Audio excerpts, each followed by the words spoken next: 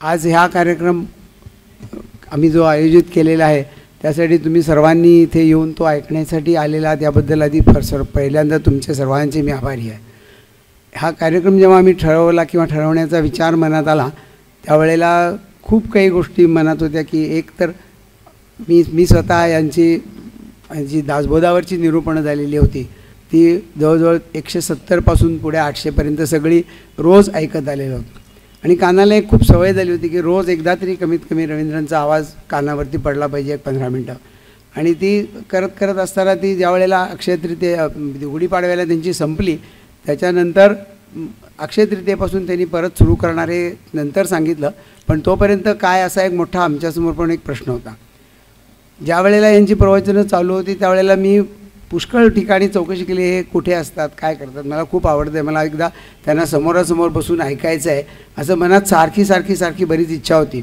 आणि ती इच्छा परवा 3 महिन्यापूर्वी अचानक आमच्या श्रीकांत खंडकरांना त्यांची ओळख झाली आणि त्याच्यानंतर एक पायरी होत आज आम्ही ह्या परिस्थितीला येऊन पोचलेलो आहे. तेव्हा मुख्य गोष्ट अशी आहे की ह्या सगळ्या गोष्टींचा त्यांचा आवाज खूप छान आहे, ज्ञान भरपूर आहे आणि तुम्ही ऐकायलाच सर्वजण की किती चांगले ते बोलू शकतात. पण त्या सगळ्यासाठी मी आपले पहिल्यांदा इथे व्ही पाटील, प्रकाश जोशी, स्वतः रवींद्र पाठक यांना मी पाचारण.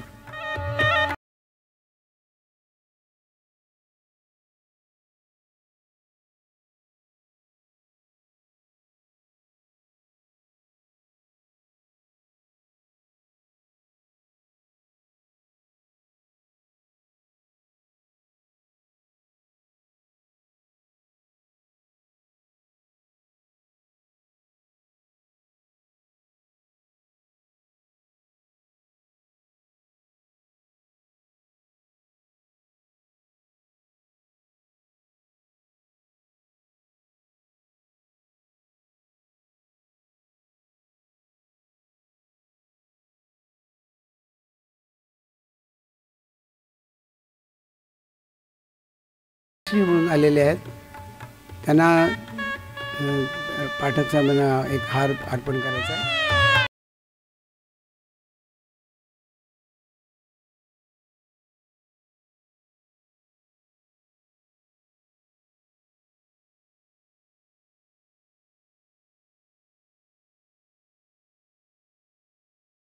कोल्हापूरच्या महालक्ष्मीच्या कृपाप्रसादन आणि पंचगंगेच्या तीरी करवीर नगरीत रामदास भक्त, रामभक्त श्री रवींद्रजी पाठक यांचं स्वागत करताना अत्यानंद होतो आहे. गायन समाज देवल क्लब आणि समर्थ सांस्कृतिक परिवार यांच्यातर्फे ही निरूपणे आयोजित केली गेलेली आहेत. आजचं निरूपण मनाचे श्लोक आणि जीवनदर्शन या विषयावर आज आणि उद्या ते निरूपण करणार आहेत. रवींद्र पाठक 40शीतले उमदे तरुण ग्रस्त आहेत. आमची कल्पना होती की प्रथम वृद्धग्रस्त असावेत, परंतु अत्यंत उमदे, पेशानं आश्चर्य वाटेल तुम्हाला, संबंध भारतात पहिले गोल्ड मेडल मिळवलेले इंडस्ट्रियल इंजिनिअरिंग या विषयातले ते तज्ज्ञ आहेत. रवी इंडस्ट्रीज नावाचा लघुउद्योग त्यांनी स्थापन केलेला आहे. गेले 20 वर्ष त्याचे ते मॅनेजिंग डायरेक्टर आहेत आणि त्यांचं सगळं उत्पादन जास्तीत जास्त परदेशात जातं. पर्यावरणासाठी जी आपल्याला ऊर्जा लागते त्या ऊर्जेचं संरक्षण करण्यासाठी किंवा त्याच्यासाठी जी काही उपकरणं लागतात, हीट एक्सचेंजर किंवा प्रेशर बेल्ट्स असं तयार करण्याचा त्यांचा उद्योग आहे. 25-30 त्यांनी प्रवास केलेला आहे. अत्यंत सुसंस्कृत कुटुंब आहे. त्यांचे माता पिता, 90 वर्षाचे वडील, मातोश्री, पत्नी आणि 2 मुलं. इतका सुंदर संसार आहे आणि एखाद्याला आश्चर्य वाटेल की असं असून देखील हे ग्रस्त परमार्थात कसे काय गेले. महाराजांची आज्ञा झाली आणि त्यांना गोंदवल्याला महाराजांनी बोलवलं आणि त्यानंतर त्यांनी 1998 पासून नामस्मरण आणि उपासना सुरू केली आणि त्या उपासनेचं मूर्त रूप आता जगातील दररोज जवळजवळ 1 ते 2 लाख लोक दररोज त्यांचं व्हॉट्सअपवरचं निरूपण ऐकत आहेत. त्यांनी अनेक निरूपणं केलेली आहेत. दासबोधावर केलेली आहेत, मनोबोधावर केलेली आहेत. दासबोधावर 800 दिवस न चुकता ते व्हॉट्सअपवर येत होतं. ब्रह्मानंद महाराजांच्या आर्यांच्यावर त्यांनी निरूपणं केलेली आहेत. गुरुपौर्णिमेला ब्रह्मानंद महाराजांच्यावरती त्यांची निरूपणं झालेली आहेत. मनोबोध हा त्यांचा खास विषय आहे. त्यांच्या निरूपणाची रामकथा त्याच्यावर त्यांनी निरूपणं केलीत. सध्या त्यांचं तुलसी रामायणावरचं निरूपण आहे ते दररोज व्हॉट्सअपवर आपल्यापैकी बरेच जण ऐकत असतील. 1 एप्रिल 2018 सुरू झालेलं आहे. मला वाटतं आज 41वा दिवस का 40वा दिवस आहे. त्यांचं साहित्य आहे कंठी राहो नाम, सहज आनंद, भावार्थ नाथ भागवत, सारामृत, ब गुरुवर्य सहजानंद बाबा यांचे ओयाचे विवेचन, मनोबोध भाग 1-2, नाममुद्रा बोलावे, गुरुसेवेची 13 सूत्रे. प्रापंचिक औद्योगिक सर्व जबाबदाऱ्या सांभाळून त्यांनी हा स्वतःचा नामस्मरणाचा जो आपला जप सुरू केलेला आहे तो त्यांनी स्वतःच्या घरात स्टुडिओ करून इतरांच्यासाठी खुला केलेला आहे. बऱ्याचशा आपल्यापैकी इथे उपस्थित असलेल्या मुमुक्षु श्रोत्यांना मनाच्या श्लोकात काय आहे हे लहानपणापासून मी ऐकतो असं वाटत असेल, पण आजचं निरूपण ऐकल्यावर तुम्हाला वाटेल की आपल्याला मनाचा श्लोक खरोखर आपल्या जीवनात कसा वापरायचा हे आपल्याला कळेल. अत्यंत लीन मधुरवाणी आणि निरूपणाची आधुनिक पद्धत ही त्यांना लाभलेली आहे. प्रत्येक माणसाला आयुष्यात श्रेयस आणि प्रेयस पाहिजे असतं. श्रेयस म्हणजे मिळालेलं आणि प्रेयस म्हणजे हवं असतं. ते काही भाग्यवान लोकांना श्रेयस आणि प्रेयस दोन्ही मिळतं. त्यातले रवींद्रजी हे एक आहेत. आपण प्रथमतः थोडं भजन करूयात आणि मग निरूपणाच्या प्रवाहाला मी सुरुवात करतो. मी म्हणतो, माझ्या पाठोपाठ आपण म्हणा.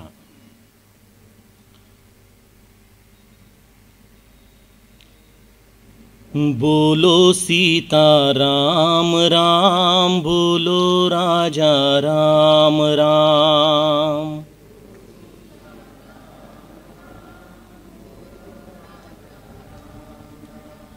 बोलो सीता राम राम, बोलो राजा राम राम.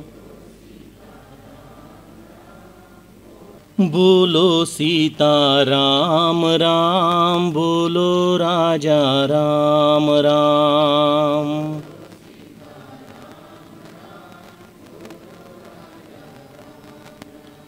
जय जय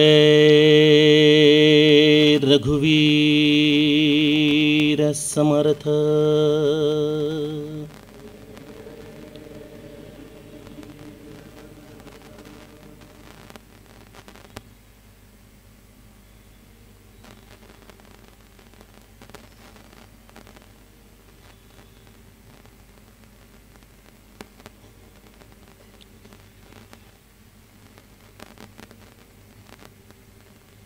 जयाचा जगी जन्म नामार्थ झाला,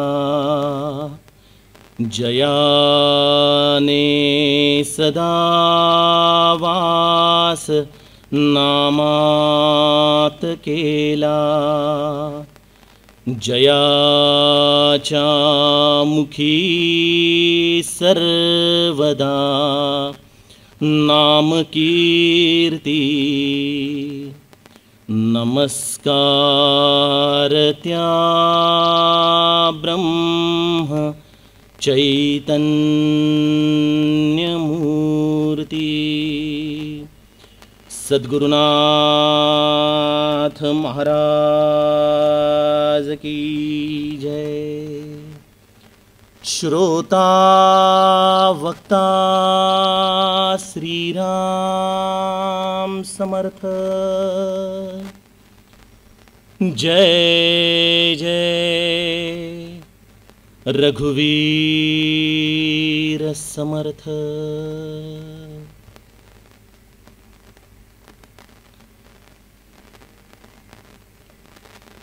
श्रीराम आपल्या सगळ्यांच्या हृदयस्थ वसणाऱ्या आत्मारामास साष्टांग प्रणिपात करून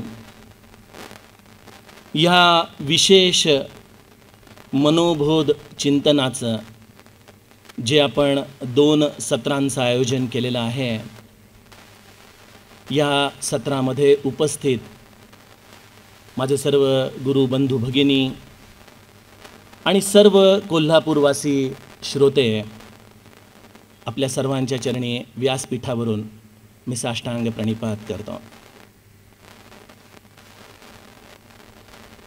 जसं डॉक्टर गुणेंनी सांगितलं की एखादी इच्छा जर आपल्या मनामध्ये, एखादी तळमळ जर आपल्या अंतःकरणामध्ये खूप प्रज्वलित झाली असेल तर भगवंतच त्या इच्छेची पूर्तता करण्यासाठी काही ना काहीतरी माध्यम वापरून त्या इच्छेपर्यंत जीवाला घेऊन येतो. त्याचंच जणू काही हे प्रत्यंतर आम्हाला या कार्यक्रमाच्या निमित्ताने जाणवलं. तसे खरं तर अर्थार्थी कुठेही संबंध न येणारे, परंतु एका समान धाग्याने जोडलो गेलो आणि तो समान धागा होता समर्थ प्रेमाचा, या समर्थ साहित्याचा.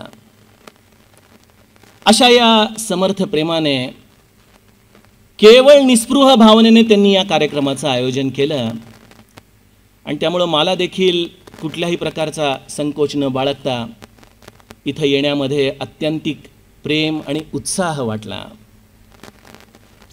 अशा या कार्यक्रमाचं जणू काही आपण आज या समर्थ विचारांच्या धारेच्या आधाराने स्वतःच्या अंतःकरणामध्ये या मनोबोधाची भूमिका समजून घेण्यासाठी म्हणून या प्रयोजनाच्या आधाराने आपण थोडासा विचार चिंतनाचा धागा बघूयात. समर्थांचं साहित्य हा या महाराष्ट्राच्या भूमीला पडलेलं एक खूप मोठं नवल आहे, एक खूप मोठं कौतुक आहे. बघा, मला आत्ताच जोशी काकांनी माझी ओळख करून देताना म्हटलं की समर्थ साहित्याचे अभ्यासक, दासबोध, मनोबोध यावरती नित्य प्रवचनं. पण हे समर्थ साहित्यामधला दासबोध म्हणा, मनोबोध म्हणा किंवा हा आत्माराम म्हणा, ज्या काही केवळ या थोड्याफार साहित्याचा आम्हाला जो आज नावांच्या आधाराने निदान परिचय आहे, सज्जनहो, समर्थांचं साहित्य हे त्याच्याही पलीकडं अद्भुत असं पसरलेलं आहे. मला बऱ्याचदा गमतीने एक उदाहरण सांगावं असं वाटतं. आता उन्हाळ्याच्या सुट्ट्या चालल्या आहेत, अनेक लोक समुद्रकिनारी फिरायला जातात. बघा, कोल्हापूरपासून तर आणखीन जवळ आहे, त्यामुळे स्वाभाविकपणे लोकांचा ओढा असतो.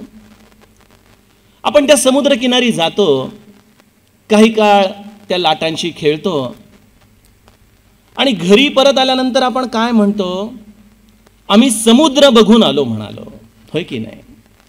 म्हणजे आमच्या दृष्टीने समुद्राचं दर्शन काय? केवळ काही लाटा, केवळ त्या किनाऱ्यावरचं सौख्य. परंतु समुद्राची अगाधता, समुद्राची विशालता हे आजही मानवी मनाला न उमगलेलं जसं कोडं आहे,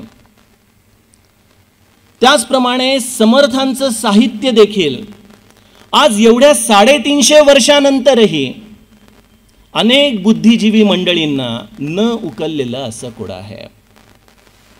प्रमाण पाहिजे असेल तर धुळ्याला समर्थ वाग्देवता मंदिर आहे. तिथं समर्थांची हस्तलिखित आणि अनेक बाडं आजही अभ्यासकांची वाट पाहत थांबलेली आहेत.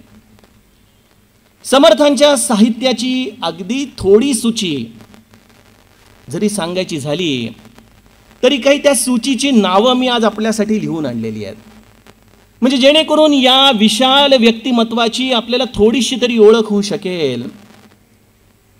त्यामध्ये 21 समासी दासबोध, म्हणजे आज जो आपण दासबोध वाचतो तो 20 दशकी आहे, परंतु समर्थांचा मूळ दशक 21 असलेला तो दासबोध. समर्थांची करुणाष्टकं आपल्या सर्वांना माहीत आहेतच. या करुणाष्टकाच्या पाठोपाठ समर्थांनी रामायणातील सुंदरकांडावरती प्रदीर्घ चिंतन लिहून ठेवलेलं आहे. इतकंच नाही, युद्धकांड आहे. समर्थांचे अभंग, या पंचकारणादी स्थितीचे अभंग अनेक पद्धतीने या समर्थ साहित्यामध्ये सापडतात. समर्थांनी लिहिलेल्या आरत्यांचं वर्गीकरण तर किती करायचं. आजही आम्ही सुखकर्ता दुःखहर्ता म्हणून समर्थांच्या साहित्याची आठवण जणू काही प्रत्येक जण करत असतो. या समर्थ साहित्यामध्ये 12व्या शतके आत्माराम, पंचमान, मानपंचक, पंचसमासी, अहो किती समर्थांचं साहित्य सांगावं. या समर्थांच्या साहित्यामधला एक विलोभनीय अंक आहे, तो म्हणजे मनोबोधाचा, ज्याला मनाचे श्लोक अशा दृष्टीने आपण ओळखतो. अशा या मनाच्या श्लोकाचं समर्थांनी जे निर्माण करून ठेवलेलं आहे, त्या मनोबोधाच्या चिंतनासाठी आज आपण इथं जमलेलो आहोत.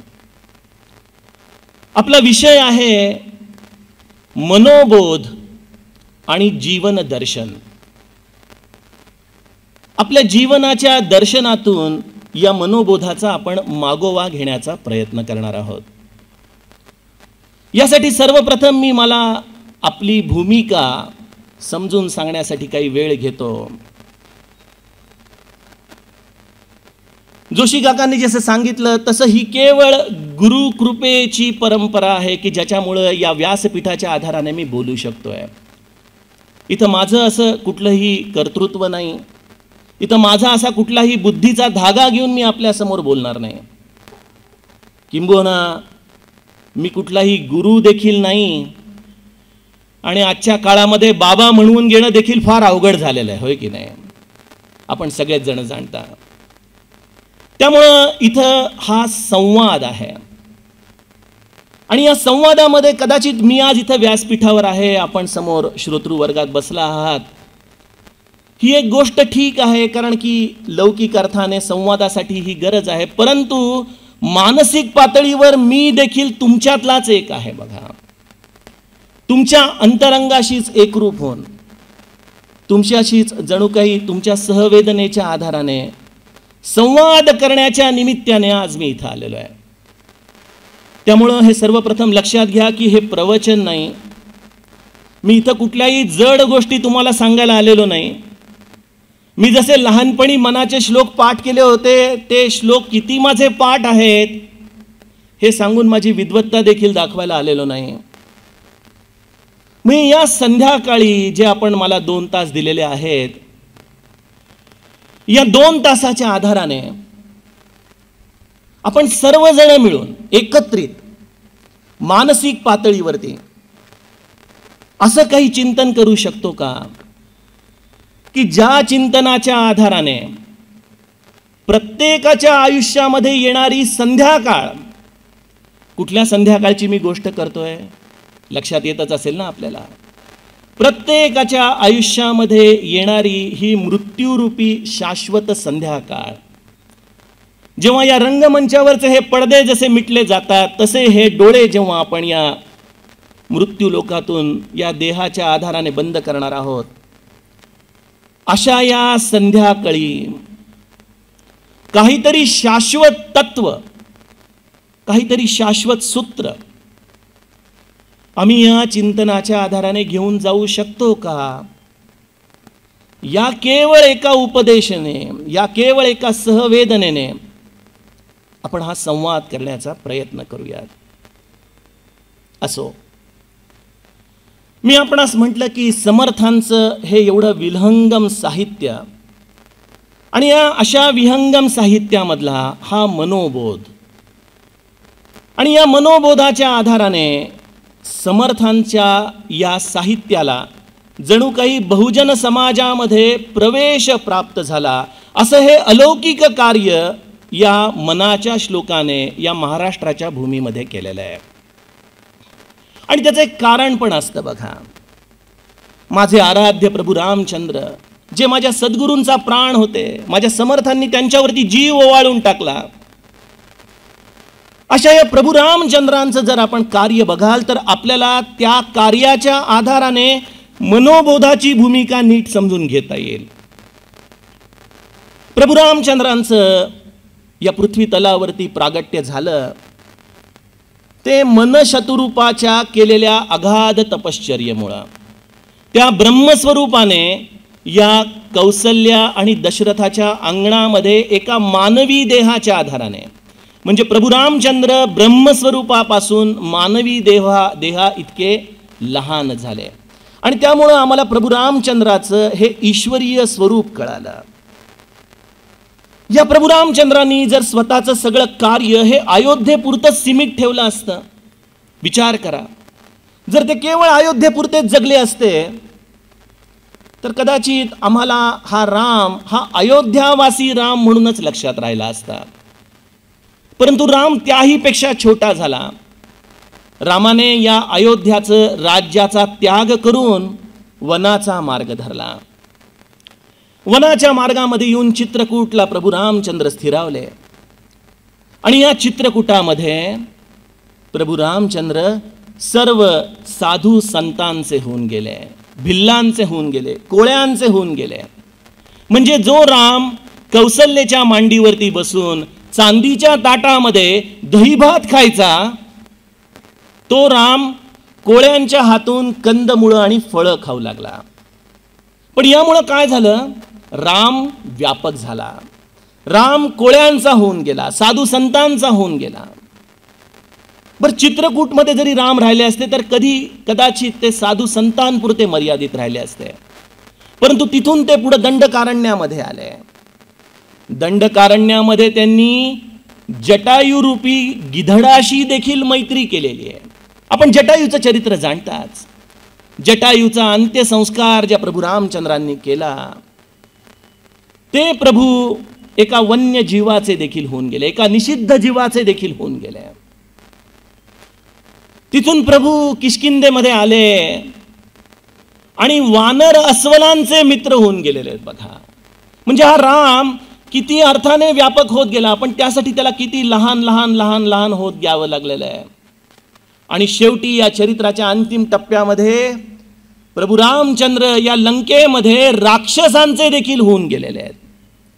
आपल्याला असं वाटेल की अरे, लंकेमध्ये तर प्रभू रामचंद्र राक्षसांचा वध करण्यासाठी गेले होते, तिथं ते राक्षसांचे कसे झाले बरं? एक गमतीची गोष्ट सांगतो. रामाचं दया सिंधुत्व काय असतं? जेव्हा रामाने रावणाचा वध केला तेव्हा सर्वप्रथम इंद्र त्याचं स्वागत करण्यासाठी स्वर्गातून आला. कारण की सगळ्यात जास्त घाबरलेला जीव होता ना तो स्वर्गामध्ये, की आता काय होणार बाबा. त्यामुळे त्याला हुश्य वाटलं की चला एकदाचा रावण गेला. आल्या आल्या त्याने रामाचं स्वागत केलं, त्याची स्तुती केली आणि म्हणाला, या पामराकडून आपली काय सेवा करता येईल. यावरती प्रभू रामचंद्र त्याला म्हणाले की एक काम कर, माझं वानर दळ जे या युद्धामध्ये धारातीर्थ पडलंय ना, त्या माझ्या वानर दळाला तू जिवंत कर. इंद्र ज्याचा स्वभावच मुळी कुटील मनामध्ये, मनातल्या मनात हसत म्हणतोय की अरे रामा, तू समदर्शी ना रे, मग तू केवळ वानरांना जिवंत कर असं का म्हणतोस? राक्षसांना देखील जिवंत केलं पाहिजे ना, ते देखील तुझेच आहेत. बघा, म्हणजे ज्याच्यासाठी म्हणून एवढं सगळं कार्य केलं तोच आपल्या कुबुद्धीने असा मनातल्या मनात विचार करतोय. पण राम अंतर्यामी होता, त्याने इंद्राच्या मनातले हे गूढ जाणलं आणि म्हणाला काय की अरे इंद्रा, काय झालं, जेव्हा राक्षस माझ्याशी लढत होते तेव्हा ते माझ्याशी सन्मुख होऊन माझ्याशी लढत होते बघा. त्यांचा चेहरा माझ्याकडे होता आणि जेव्हा त्यांनी प्राण सोडला तेव्हा त्यांनी माझं स्वरूप बघत बघत प्राण सोडला. त्यामुळे त्यांना त्या क्षणी मी मोक्ष मिळवून दिला रे. पण माझ्या वानर दलाची पाठ होती ना माझ्याकडं. जेव्हा वानर दल माझं धारातीर्थ पडलं, जेव्हा माझं वानर दल मृत्युमुखी पडलं, तेव्हा त्यांना मला सन्मुख होण्याची संधी प्राप्त झाली नाही. आणि त्यामुळे तू माझ्या वानर दळाला जिवंत कर, जेणेकरून त्यांना देखील मी माझ्या निजधामामध्ये घेऊन जाऊ शकेन. अंतकाळी प्रभू रामचंद्राचं सगुण रूप अंतःकरणात येणं हे सर्व या लीला नाट्याचं प्रमुख कार्य होतं बघा. असा माझा राम या लंकेमध्ये येऊन राक्षसांचा देखील झाला, सर्वांचा झाला. म्हणजे ब्रह्मस्वरूपापासून तो इथपर्यंत खाली उतरला तेव्हा तो सर्व व्यापक झाला. आपल्या या महाराष्ट्राच्या भूमीमध्ये देखील समर्थ आणि ज्ञानेश्वरांनी असंच कार्य केलेलं आहे. समर्थांनी दासबोध लिहिला, पण हा दासबोध प्रत्येकाला मानवेलच याची काही खात्री देता येत नाही. अनेक लोक आहेत आमच्या दासबोधाच्या श्रोत्या वर्गांमध्ये, अहो तुम्ही कसं दासबोध 800 दिवस सांगितला म्हणे एवढा, आम्ही तर दासबोध वाचायला घेतला की ते मूर्ख लक्षणं वाचली की आमचं डोकं भणभणायला लागतं म्हणे, नको वाटायला लागतं, भीती वाटते आम्हाला. समर्थांचा दासबोध हा आपण मातृवत्सल भूमिकेतून अभ्यासला पाहिजे. आपल्याला जेव्हा मूर्ख लक्षण त्रास देतात तेव्हा समजून घ्यावं की जसं एखादी आई आपल्या मुलाला, अरे बाळा ऐक रे, अरे मी तुला किती जीव तोडून सांगते असं करू नकोस, अरे असं वाग, लोकांच्याकडे जाशील तेव्हा असं करू नको बरं का, हे जेव्हा आई सांगत असते तेव्हा ती कित्येकदा मुलाला मूर्ख देखील म्हणते. मुलाला त्याचा राग वाटतो का हो? मुलगा कधी असं म्हणतो का आई तुम्हाला मूर्ख का म्हणतेस? समर्थ देखील त्यांच्या या रामदासीला या जगामध्ये जेव्हा त्याला उभं करायचंय तेव्हा त्याच्याकडे कोणी बोट दाखवू नये म्हणून त्या भूमिकेतून या मूर्ख लक्षणांची निर्मिती आमच्या समोर ठेवत असते. पण असा हा दासबोध अनेकदा सामान्य लोकांना कळत नाही. त्यामुळं मग समर्थ म्हणाले की ठीक आहे, मी या दासबोधाचा सगळा सारांश काढतो आणि त्या सारांशाला आत्मारामाच्या रूपामध्ये तुमच्याकडे देतो. हा आत्माराम नावाचा ग्रंथ म्हणजे संपूर्ण दासबोधाची समरी आहे. आत्माराम वाचायला घेतला तर त्यातला एखादा श्लोक, एखादी ओवी असं काही डोक्यावर जाऊन बसतं की हे माया ब्रह्माचं गूढ गणित काही केल्या आम्हाला कळत नाही. त्यामुळे समर्थ माऊली आणखीन लहान झाली. जसा राम लहान होत गेला तसं समर्थांचं साहित्य देखील संक्षिप्त होत गेलं आणि अशा संक्षिप्त साहित्याचा परिपाक म्हणजे मनाचे श्लोक आहे बघा. आणि मनाचे श्लोक आले आणि आज सकाळी डॉक्टर साहेब म्हणत होते की मनाच्या श्लोकाचा संबंध अगदी लहानपणी आलेला आठवतो बरं का. शाळेमध्ये आपल्यापैकी प्रत्येकाला आठवत असेल, गणाधीश जो ईश सर्वा गुणांचा. आपल्या लहानपणी शाळेमध्ये मास्तरीणबाई अगदी घोकून घोकून मनाचे श्लोक घ्यायच्या. कुठली तरी स्पर्धा असायची, किती पाठ केले रे मनाचे श्लोक, म्हणून दाखव बरं, असं म्हणून या मनाच्या श्लोकांना आपण घडाघडा म्हणायला लागायचो. आता काळ बदललाय म्हणा, आता जॉनी जॉनी यस पप्पाचा काळ आहे, होय की नाही हो. त्यामुळे मनाचे श्लोक तो काळ हा खरं तर आपल्या सगळ्या आजी आजोबांची, आई वडिलांची खरी जबाबदारी आहे की आपल्या घरामध्ये आपल्या नातवंडाला, आपल्या मुलाला निदान एखादा श्लोक तरी या परंपरेचा पायीक होण्यासाठी म्हणून शिकवला पाहिजे आपण. ठीक आहे, काला या तस्मै नमः म्हणायचं आणि आपण आपल्या जीवनासाठी काय संयुक्तिक आहे याचा विचार करायला लागायचा. त्यामुळे समर्थ ज्यांचा दासबोध लहान मूल वाचू शकत नाही, पण ते आपल्या साहित्याने या रामासारखे इतके लहान झाले की लहान मुलाला 3री-4थी मध्ये या मनाच्या श्लोकाच्या आधाराने समर्थांचं वास्तव्य, समर्थांचं अस्तित्व मिळालं. त्याचप्रमाणे माझी ज्ञानेश्वर माऊली देखील एवढी अगाध ज्ञानेश्वरी लिहून गेली, परंतु या ज्ञानेश्वरीचा स्वाद आमच्यापैकी किती जणांना कळाला. त्या ज्ञानेश्वरीतला 18वा अध्याय आला तेव्हा माऊलीला वाटलं की अरे माझं हृदय काहीतरी मला या लोकांना सांगायला हवं, म्हणून त्या 18व्या अध्यायामध्ये पसायदान माऊलीने लिहून ठेवलं बघा. आणि ते पसायदान मात्र आमच्या घराघरांमध्ये गेलं. कदाचित ज्ञानेश्वरीचे श्लोक नाही गेले, पण आम्ही पसायदान मात्र अत्यंत मनापासून म्हणतो. आणि त्या पसायदानातूनही ज्ञानेश्वर माऊली हरिपाठाच्या आधाराने ग्रामीण जनतेच्या मुखामध्ये देखील गेली. प्रत्येक जण ज्ञानबा तुकाराम करत करत या पंढरपूरच्या दिशेने जातो. अशा रीतीने हे संत देखील साहित्याच्या आधाराने लहान लहान लहान लहान होत गेले आणि या लहानपणामधून त्यांचं सर्व व्यापकपण या समाजामध्ये दिसू लागलं. पण गंमत अशी आहे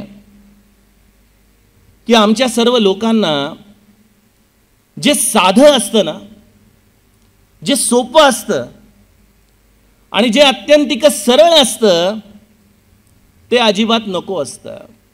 माझे महाराज म्हणायचे आपण अवघडातले अवघड ग्रंथ वाचावेत, अवघडातली अवघड प्रमेय सोडवावीत, पण सोप्यातलं सोपं भगवंताचं नाम घ्यावं म्हणायचे. कारण की ते सगळ्यात सोपं आहे, त्याला काही खर्च नाही, त्याला कुठल्याही पद्धतीला उपाधी नाही. आणि असं हे सोपं नाम असतानाही आम्ही म्हणतो की अहो या नामसाधनेने काही होतं का हो, हे नामस्मरण केल्याने काही मिळेल आम्हाला? कारण की इतकं सोपं, ज्याला कुठलाही विटाळ नाही, ज्याला कुठल्याही प्रकारची उपाधी नाही, कुठले नियम नाहीत, उठता बसता जाता येता, अशा या सोप्या साधनेने हा भगवंत प्राप्त होईल मला? मला या व्हॉट्सअपच्या माध्यमातून जसे मित्र मिळाले तसे अनेक बुद्धिवादी हितचिंतक देखील मिळालेले आहेत. मला एका बुद्धिवादी हितचिंतकाचा फोन आला. मला म्हणाले, तुम्ही ते नामसाधनेविषयी सांगता, रामायणाविषयी सांगता, ते सगळं ठीक आहे हो, पण तुम्ही एक लक्षात घ्या म्हणे, जोपर्यंत तुम्ही जे कृष्णमूर्ती वाचत नाही तोपर्यंत तुम्हाला काही पूर्णता येणार नाही म्हणाले. मी म्हटलं, बाबा जे कृष्णमूर्ती वाचणं आणि समजून घेणं हे काही या पामराचं काम नाही आहे, आम्हाला ते काही कळणं शक्य नाही आणि कळायची इच्छा देखील उरली नाही हो. आता आमच्या महाराजांच्या उपासनेमध्ये आम्ही शेजारती करतो ना, तेव्हा शेवटी शेजारती झाल्यानंतर बाहेर पडताना एक श्लोक म्हणतो, न जाये जपासी न जाये तपासी न जाये गयेसी न जायेची काशी गुरु चिंतना वीण कोठे न जाय त्रिकाळी सदा पाय तुझेची पाहे. सगळं भावविश्व, सगळं मन, सगळा अभ्यास, सगळं ज्ञान या गुरुचरणाच्या चिंतनाच्या आता पलीकडे जायची इच्छा नाही. त्यांनी दिलेलं नाम, त्यांनी दिलेली साधना आणि त्यांच्या चरित्राचं चिंतन आणि त्याच्या आधाराने होणारा हा समर्थांचा अभ्यास, या पलीकडे अजूनही काही या जन्मासाठी गरजेचं आहे असं वाटत नाही.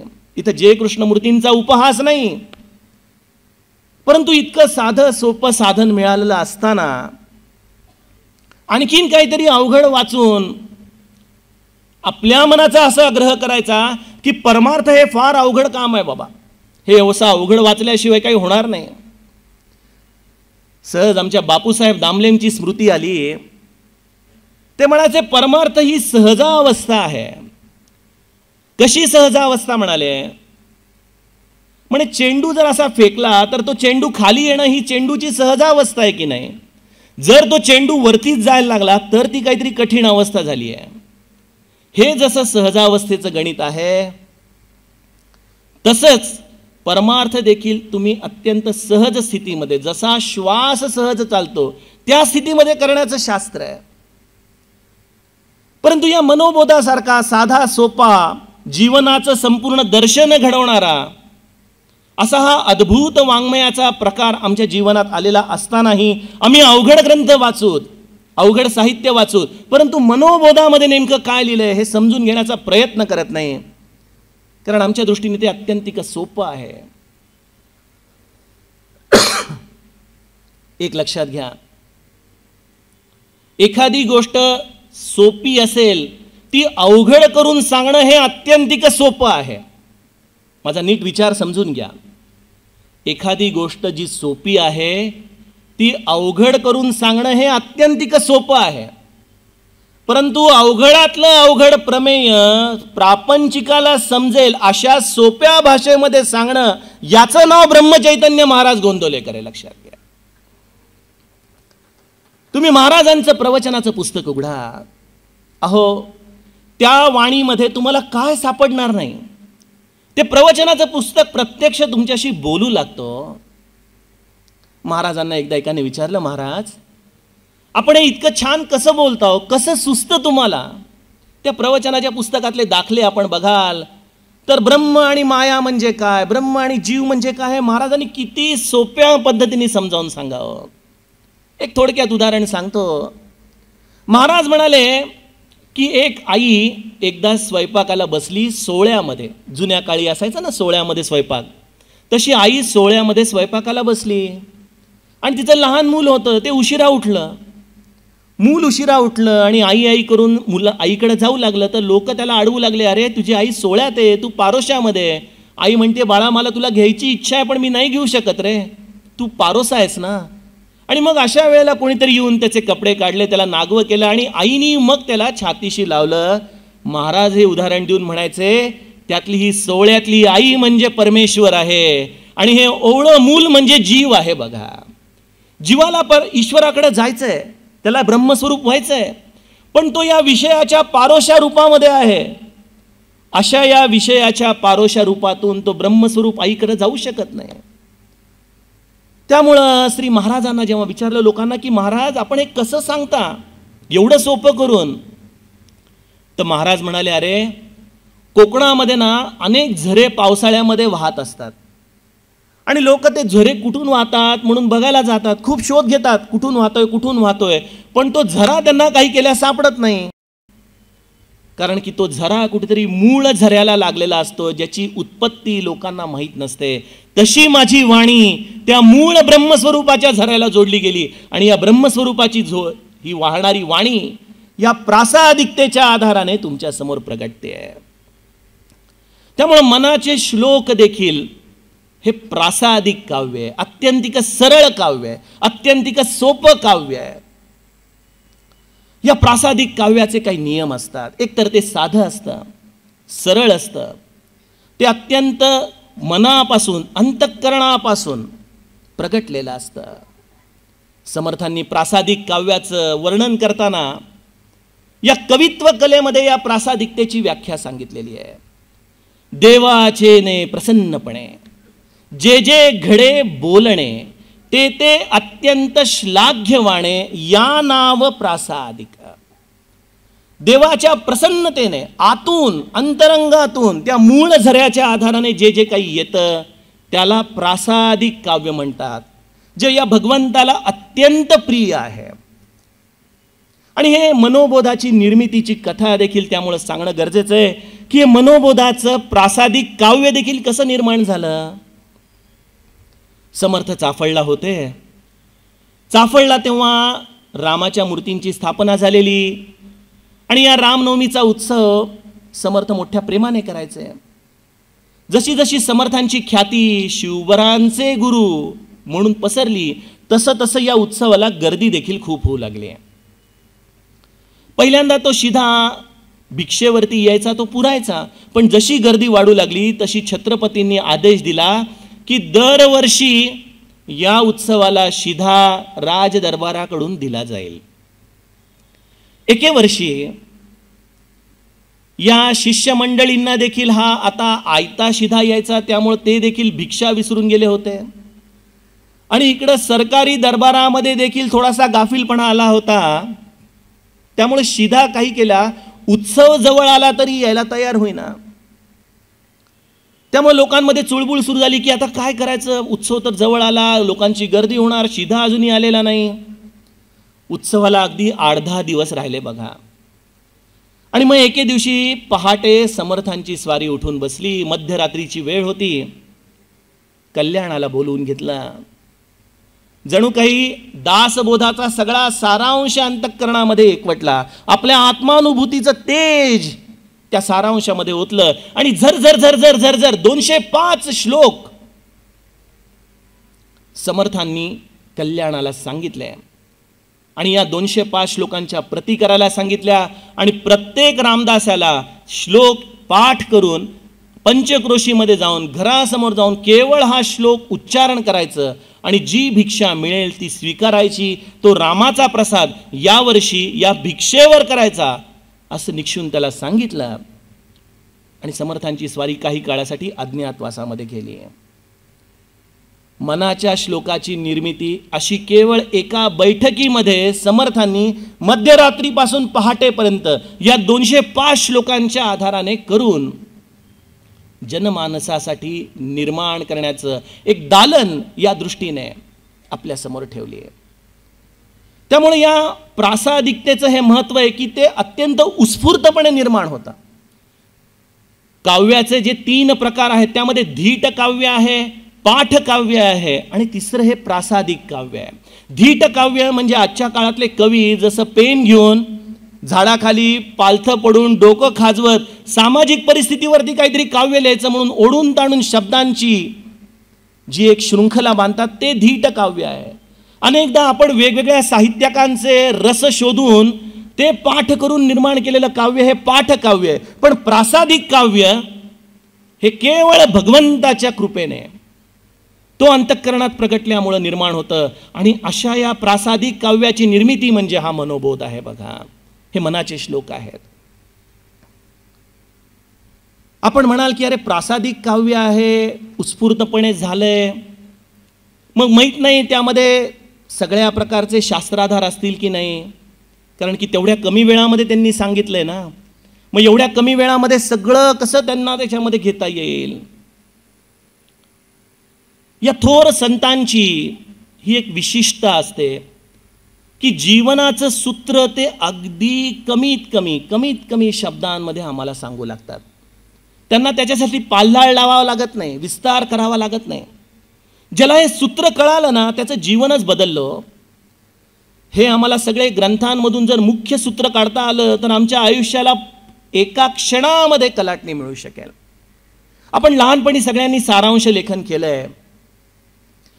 आपण श्री महाराजांच्या प्रवचनाचं पुस्तक जर वाचणारे असाल, आणि माझी खात्री आहे की आपण निश्चितपणे ते वाचत असाल, तर सारांश लेखन या 365 दिवसाच्या प्रवचनाचं जर आपण केलं तर केवळ 2 शब्द त्या सारांशामध्ये निघतात. नाम घ्या, बस नाम घ्या. याच्या पलीकडे काही सारांश नाही. आणि ज्याला हे सूत्र कळालं त्याला या पुस्तकांची गरज देखील लागत नाही. बस त्याला आता कळालं की हे माझ्या जीवनासाठी योग्य आहे आणि मी तेवढं करणार, त्याचं कामच झालं. शंकराचार्यांची देखील स्मृती येते. शंकराचार्यांनी देखील एवढं अगाध असं काव्य, एवढे अगाध असे ग्रंथ आमच्या समोर ठेवली, अगाध स्तोत्र ठेवली. कोल्हापूरची ही भूमी या शंकराचार्यांच्या करवीर पीठाची भूमी. त्यामुळे या शंकराचार्यांचा देखील एक श्लोक आपण नीट लक्षात ठेवावा. शंकराचार्य त्या श्लोकामध्ये म्हणतात, श्लोकार्थेन प्रवक्ष्यामि यदुक्तम ग्रंथ कोटिभिः. माझ्या कोटी विस्तारलेल्या ग्रंथांमधून मी केवळ तुम्हाला एक सार रूपाने सूत्र देतो. सार रूपाने संपूर्ण शंकराचार्यांचं तत्वज्ञान त्यांनी एका सार रूपाने आपल्याला या श्लोकामधून सांगितलं. काय श्लोक आहे तो? ब्रह्म सत्यम जगन मिथ्या जीवो ब्रह्मैव ना परः. ज्याला शंकराचार्य अभ्यासायचे त्यांनी केवळ एवढा एक श्लोक अभ्यासला, संपूर्ण शंकराचार्यांचं तत्वज्ञान आलं की केवळ ब्रह्म सत्य आहे, जगत मिथ्या आहे आणि जीवाला ब्रह्मस्वरूपापेक्षा वेगळं कुठलंही स्थान नाही. संपूर्ण शंकराचार्यांचा अद्वैत तत्वज्ञान एका श्लोकामध्ये त्यांनी दिलेलं आहे. त्यामुळं या श्लोकाच्या आधाराने ज्या या मनोबोधाची भूमिका मी आपणास सांगतोय, या मनोबोधाचं वैशिष्ट्य या शंकराचार्यांच्या श्लोकातून सांगायला जावं तर या मनोबोधाने काय क्रांती घडवून आणलेली आहे. शंकराचार्य म्हणतात की ब्रह्म सत्य जगन मिथ्या. केवळ ब्रह्म सत्य आहे आणि जग मिथ्या आहे. मग आपण मीमांसा कशाची करायला पाहिजे? मी आपणास विचारतो, विचार करा. हा संवाद आहे. मी इथं कुठलाही तुम्हाला उपदेश देत नाहीये. मी आपणास आधीच सांगितलं, ब्रह्म सत्य आहे, जगत मिथ्या आहे. तर मी विचार कशाचा करायला पाहिजे? ब्रह्मस्वरूपाचा विचार केला पाहिजे का या मिथ्या जगताचा विचार केला पाहिजे? आपल्यापैकी प्रत्येकाला वाटेल की मला ब्रह्मस्वरूपाचाच विचार करायला हवा. योग्य देखील आहे, ठीक आहे. ब्रह्मस्वरूप हे तर सत्य आहे, हो, शाश्वत आहे. ते निराकार आहे, तिथं शब्द पोहोचू शकत नाहीत आणि ते सर्वत्र व्यापून उरलेलं आहे. गरज आहे त्यावरती असलेल्या या मिथ्यारूपी जगाला समजून घेण्याची. आणि हे सगळं दासबोधाचं सूत्र आहे बरं का. मी पण कैसे त्यागावे, मी पण जाणोनी त्यागावे. इथं जाणणं कोणाचं आहे? मीपणाचं आहे. विचार कशाचा करायचा आहे? मीपणाचा करायचा आहे. ब्रह्मसत्य जगन मिथ्या आहे, मान्य आहे, पण मला इथं या जीवनाचा विचार करायला पाहिजे, या जगाचा विचार केला पाहिजे. आणि हे सगळं त्याचं स्वरूप मी ज्या क्षणी जाणीन, ज्या क्षणी मला त्याचं अंतरंगामध्ये रूप नीट कळेल, स्वाभाविकपणे तो मळभ निघून जातो आणि उरतं ते केवळ ब्रह्म. त्यामुळं ब्रह्मदर्शन कधी होणार, आत्मदर्शन कधी होणार, या तळमळीपेक्षा मला या जीवनाचं स्वरूप कधी कळणार, हा विचार आपण नीट केला पाहिजे. कारण की जीवाला या मानवी जीवनाच्या अभ्यासातूनच ब्रह्मस्वरूपाकडे जाण्याचा मार्ग आहे. आणि त्यामुळे श्री महाराज काय म्हणाले,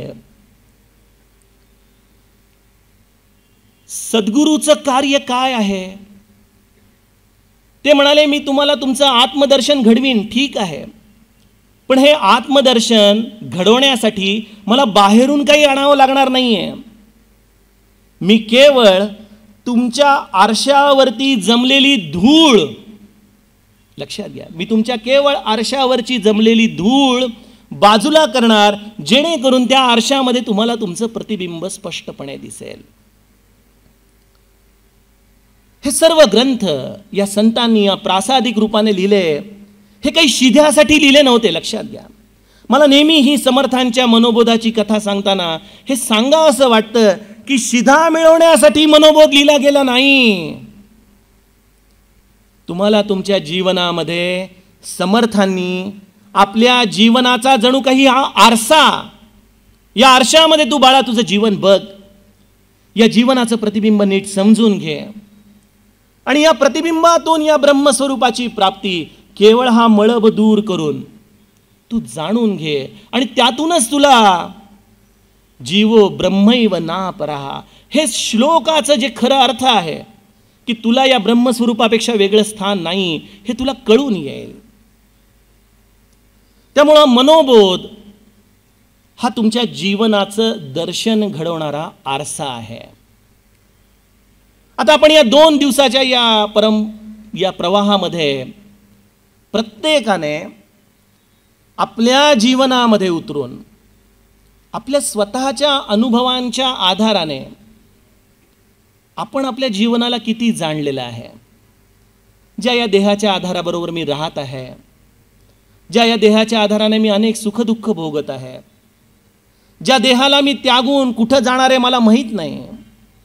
ते हिंदी गाणं आहे ना, जिंदगी का सफर है ये कैसा सफर, कोई समझा नहीं कोई जाना नहीं. कुठं जातोय माहीत नाही, कुठून आलो माहीत नाही, परंतु जो हा मधला संधी काळ आहे जीवनाचा, त्या संधी काळाला या संतरूपी ग्रंथांच्या आरशांमधून जर मी समजून घेतलं तर, मी माझी स्वतःच्या अंतरंगातूनच थोडीशी माझ्या जीवनाची दार्शनिक भूमिका घेतली तर, आणि आजचा काळ असा आहे की कोणी कोणाला काही सांगायची गरज राहिली नाही, असा हा काळ आहे बघा. अभिव्यक्ती स्वातंत्र्य, तुम्ही आम्हाला शिकवू नका जीवन कसं जगायचं, बरोबर की नाही. त्यामुळे संतांचे ग्रंथ देखील आज आमच्या घरामध्ये माळ्यावरती जाऊन पडलेले आहेत. आपण म्हणतो हो दासबोध आहे ना, तो काय कपाटामध्ये, आणि मनोबोध हा तो काय तिथं आहे. ग्रंथ आमचे सगळे कपाटात आहेत, पण त्या ग्रंथांचा जीवनाशी संदर्भ नाही होते. त्या काळामध्ये ठीक होतं, आता काही गरज वाटत नाही त्याची. आम्ही वाचतो, पण तरी दासनवमीचा उत्सव असतो, घरात पारायण करतो, सगळं ठीक आहे.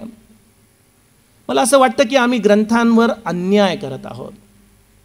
ग्रंथ आमचे खरे मित्र आहेत, ते आमचे खरे सखा आहेत. आमच्या जीवनाची खरी कल्याणाची भूमिका या ग्रंथांना द्यायची आहे. ग्रंथ कधी म्हणत नाहीत की तुम्ही माझी पारायण करा, ग्रंथ कधी म्हणत नाहीत की तुम्ही मला कंठस्थ करा. ग्रंथ म्हणतात बाळा, तू या माझ्या अर्थांतराच्या आधाराने स्वतःच्या जीवनाला का बघून घेत नाहीस, का समजून घेत नाहीस. त्यामुळे संतांचा हा ग्रंथ हा आरसा आहे. आरशाचे जसे गुणधर्म असतात ना, तसे संतांच्या ग्रंथाचे देखील गुणधर्म असतात, किंवा संत हृदयाचे देखील गुणधर्म तसेच असतात. आपण बघा, घरातून जाता येता आरशामध्ये डोकावतो, प्रत्येकाला सवय असते. आरशामध्ये डोकावताना आरसा कधी आम्हाला म्हणतो का हो की अरे तुझ्या चेहऱ्याच्या इकडं डावीकडं बघ, जरा थोडासा डाग लागलाय काळा काहीतरी, तो साफ कर.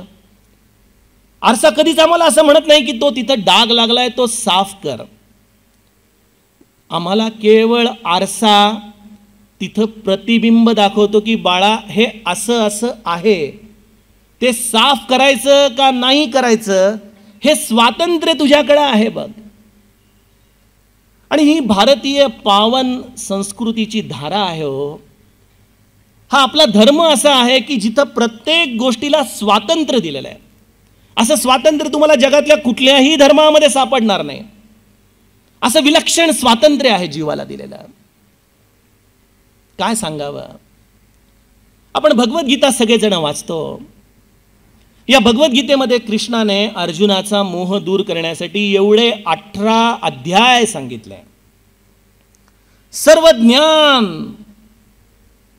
श्रीकृष्णाने अर्जुनासमोर व्यक्त केलं. आणि शेवटी 18व्या अध्यायामध्ये भगवंताने श्रीकृष्णाला काय सांगितलंय आपण ऐकाल तर आपल्याला खरोखर आपले आश्चर्याने डोळे दिपून जातील. भगवंताने काय सांगावं अर्जुनाला. भगवंत म्हणतात इति ते ज्ञानमाख्यातम, इति ते ज्ञानमाख्यातम गुह्यात गुह्यतरम मया विमृशैत दशेशेण यथेच्छेसी तथा कुरु. अर्थ असा आहे, हे अर्जुना, तुला मी आता एवढ्या प्रदीर्घ रूपाने गुह्यातलं गुह्य असं ज्ञान सांगितलंय बघ. हे 18 अध्याय हे मी तुला गुह्यातलं गुह्य ज्ञान सांगितलंय. आता तू काय कर, या केवळ माझ्या दिलेल्या ज्ञानाचा थोडंसं चिंतन कर, थोडासा विचार कर आणि शेवटी काय सांगितले ते सगळ्यात महत्त्वाचं, यथेच्छेसी तथा कुरु. जशी तुझी इच्छा असेल त्याप्रमाणे तू वाग बघ बाबा. माझं असं म्हणणं नाहीये मी जे तुला सांगितले त्याचप्रमाणे तू वाग. तुला जे योग्य वाटेल त्याप्रमाणे तू वर्तन कर. माझे महाराज देखील म्हणतात तो प्रवचनांमधून, मी सांगतो म्हणून करू नका, शास्त्र सांगते म्हणून करू नका. तुम्ही तुमच्या जीवनामध्ये उतरून बघा, तुमच्या जीवनाला त्या गोष्टीचा स्पर्श होतोय का त्याचा विचार करा. आणि जर तुम्हाला ते योग्य वाटलं तर ते मात्र जीवनामध्ये अवश्य स्वीकारा. हेच आरशाचं काम असतं की बाळा इथं डाग लागलाय, साफ करायचं का नाही करायचं ही तुझी इच्छा आहे. आम्ही कदाचित आरशासमोरून जाऊत, परंतु त्या डागाला बघूनही आम्ही साफ करणार नाही. सामान्य लोकांमध्ये कसं असतं, आपण बघतो ना घराघरांमध्ये, एखाद्या मुलांनी काहीतरी चूक केली, काहीतरी व्यवसाय उघडला, पैसे त्याचे बुडाले. विशेषतः आपल्या लोकांमध्ये ही एक भूमिका असते. कोणी सांगितलं होता धंदा उघडायला, मी तुला 10 वेळा सांगत होतो नको करूस नको करूस, ऐकलं नाहीस तू माझं, आता भोग. संतरूपी या आरशामध्ये आणि सामान्य माणसामध्ये हा एक फरक असतो की आरशाच्या समोर आपण 10 वेळा जरी गेलो तरी आरसा आपल्याला मागची स्मृती सांगत नाही की अरे तू 10 वेळा आलास, 10 वेळा तुझ्या डोळ्यावरती मी तुला सांगतोय की तुझ्या इथं डाग लागला, इथं डाग लागलाय, तू साफ करत नाहीस. तो प्रत्येक वेळेला येतो तेव्हा तेव्हा तो आरसा आपलं स्वागतच करतो. ये बाबा ये, बघ, परत बघ, परत बघ, परत बघ. आणि त्यामुळे माझे श्री महाराज म्हणायचे, मी आयुष्यामध्ये कधीच कोणाबद्दल निराश झालो नाही, कधीच निराश झालो नाही. जो माझ्याकडे आला त्याचा हात एक ना एक दिवशी मी रामाच्या हातामध्ये नेऊन देणार. त्यांनी कधीच कोणाच्या बद्दल असं वैषम्य मनामध्ये ठेवलं नाही. त्यामुळं आरसा हे संत हृदयाचं खरं वास्तविक रूप आहे. परंतु आरशामध्ये आणि संत हृदयामध्ये जर कशाने फरक पडत असेल तर तो फरक एकाच गोष्टीने पडतो की तुम्ही आरशामध्ये व्यवस्थित आवरलं न आवरलं तरी आरशाला त्याचा कुठलाही आनंद किंवा विषाद नसतो. परंतु एवढं चांगलं मानवी जीवन मिळालं, या चांगल्या मानवी जीवनामध्ये येऊन जेव्हा आपण या संतरूपी वचनांमधून, या ग्रंथांमधून स्वतःच्या जीवनाला जर नीट आवरू शकलो नाही, या भगवंताला सन्मुख होण्यासाठी आपण नीट जगू शकलो नाही, तर संत हृदय मात्र निश्चितपणे कळवळतं, निश्चितपणे कळवळतं. संत हे आपले आई वडील आहेत, हे ग्रंथ आपले आई वडील आहेत. श्री महाराज म्हणायचे, तुम्ही इतके कष्ट करून माझ्या गोंदवल्याला येता आणि रिकाम्या हाताने परत जाता, हे बघून माझं हृदय कळवळतं. पहिल्यांदा जेव्हा हे वचन वाचलं तेव्हा वाटलं की महाराज आम्हाला गोंदवल्याला यायला काही कष्ट पडत नाही तो. इथं जेव्हा मी गोंदवले म्हणतो तेव्हा तुम्ही तुमचे सद्गुरू डोळ्यासमोर आणा बरं. आम्हाला काही कष्ट पडत नाही तो महाराज. छान आम्ही एअर कंडिशन गाडीतून येतो, मस्त प्रवास होतो, वाटेत विरंगुळा पण आहे आता, होय की नाही. छान सगळा आनंददायक प्रवास आहे, काही कष्ट नाहीत. आणि तुम्ही म्हणता रिकाम्या हाताने परत जातो. छे असं नाही हो. छान गोंदवल्यामध्ये पेढे घेतो, नारळ घेतो, प्रसाद म्हणून शिरा पण घेतो, लाडू घेतो, भरपूर आम्ही घेऊन जातो. तसं काही नाही आहे बरं. संत वचनाचा नीट अर्थ आम्ही नीट समजून घेत नाही. तुम्ही इतके कष्ट करून या गोंदवल्याला येता. तुम्हाला काय वाटतं, तुम्हाला हा जो मनुष्य जन्म मिळाला आहे तो या एका जन्माचा प्रवास म्हणून मिळालेला आहे. या अनंत योनींमधून आम्ही फिरत आलेलो आहोत. आज आम्हाला शेजारी एखादं मुंगी, झुरळ, एखादी पाल जेव्हा दिसते तेव्हा आम्ही तिटकारा करतो. पण हे तुमचे देखील कधी ना कधीतरी सोलमेट्स होते, तुमचे देखील आत्मिक मित्र होते. केवळ देह आता बदलले गेलेले आहेत, पण या योनींमधूनच फिरत फिरत फिरत फिरत गुरुकृपेने आम्ही इथपर्यंत आलो बघा. या मनुष्य जन्मामध्ये आलो.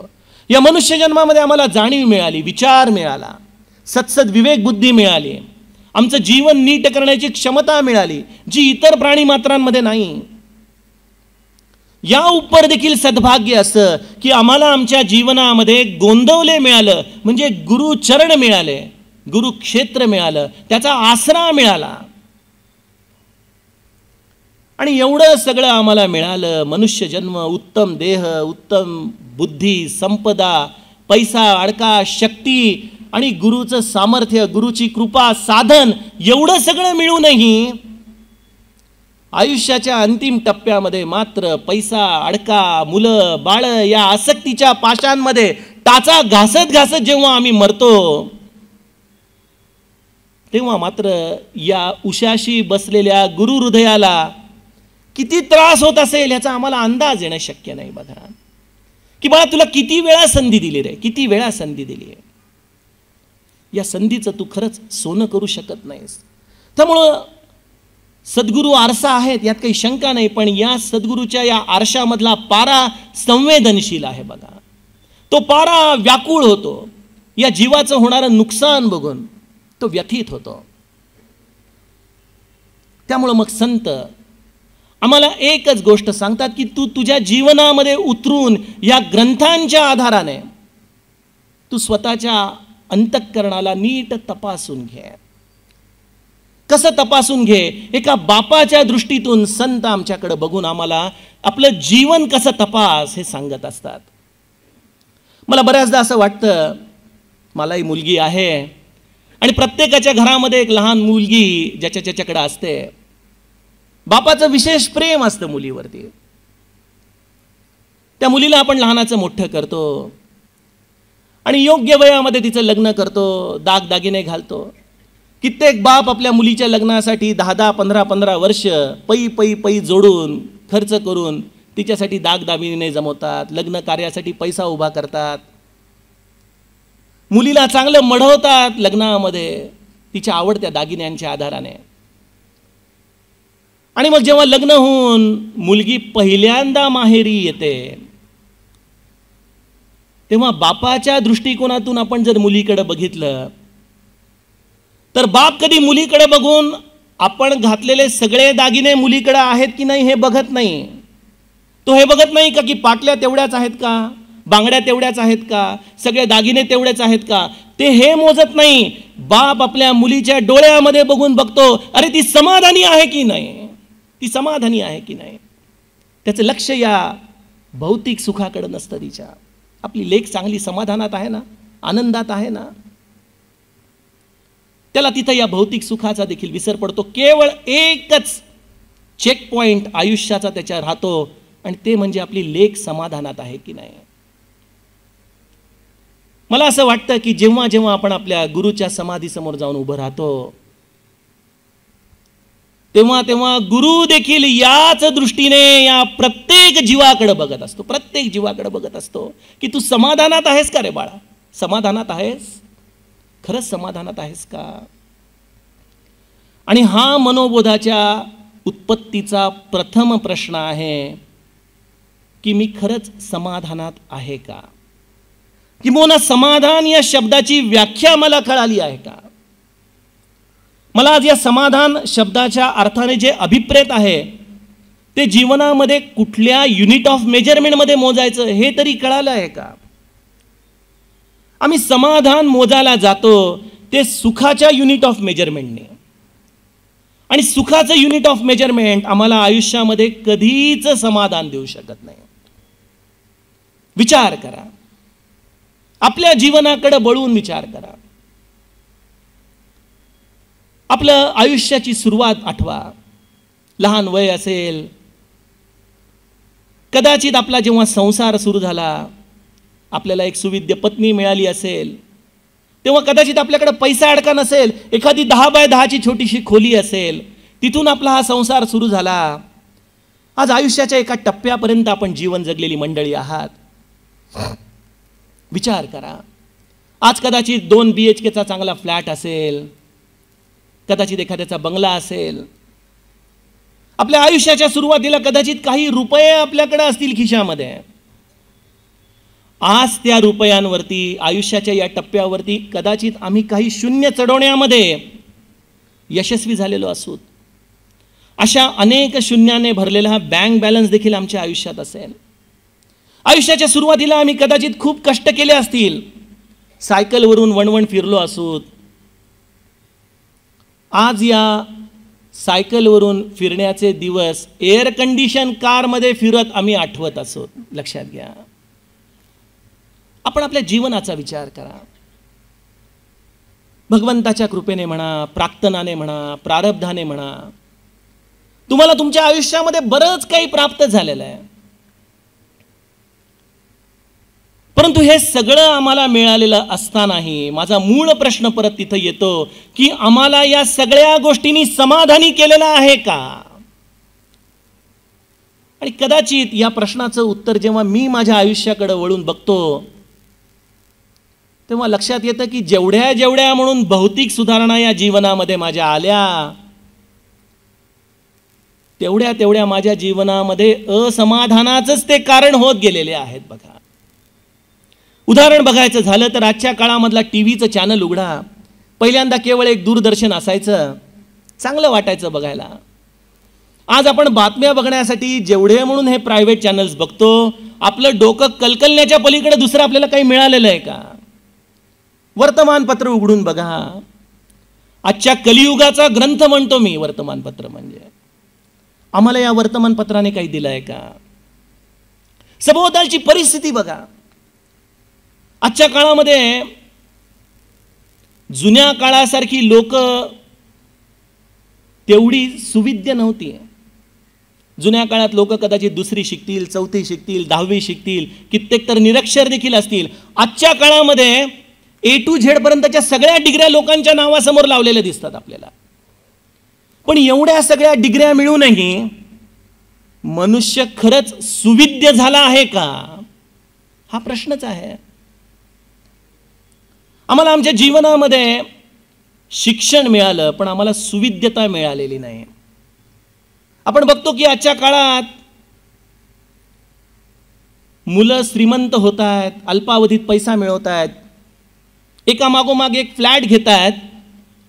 पण मला नेहमी एक प्रश्न पडतो की एवढे फ्लॅट्स, एवढ्या बिल्डिंग उभा राहताना त्यामध्ये आपल्या आई वडिलांसाठी जागा का नाही? वृद्धाश्रमांची संख्या देखील तेवढीच का वाढत चाललेली आहे? ज्या घरामध्ये प्रेमाचा अभाव झालाय, जो कदाचित जुन्या काळी भौतिक सुखसोयी नसताना आम्ही मात्र सगळे एकवटल्यासारखे, एका घरासारखे एकजिन्सी राहत होतो. पण आज या भौतिक सुखांनी आम्हाला कदाचित वेगवेगळी घरं करून टाकली. वाडे होते ते फ्लॅट संस्कृतीमध्ये बदलले गेले.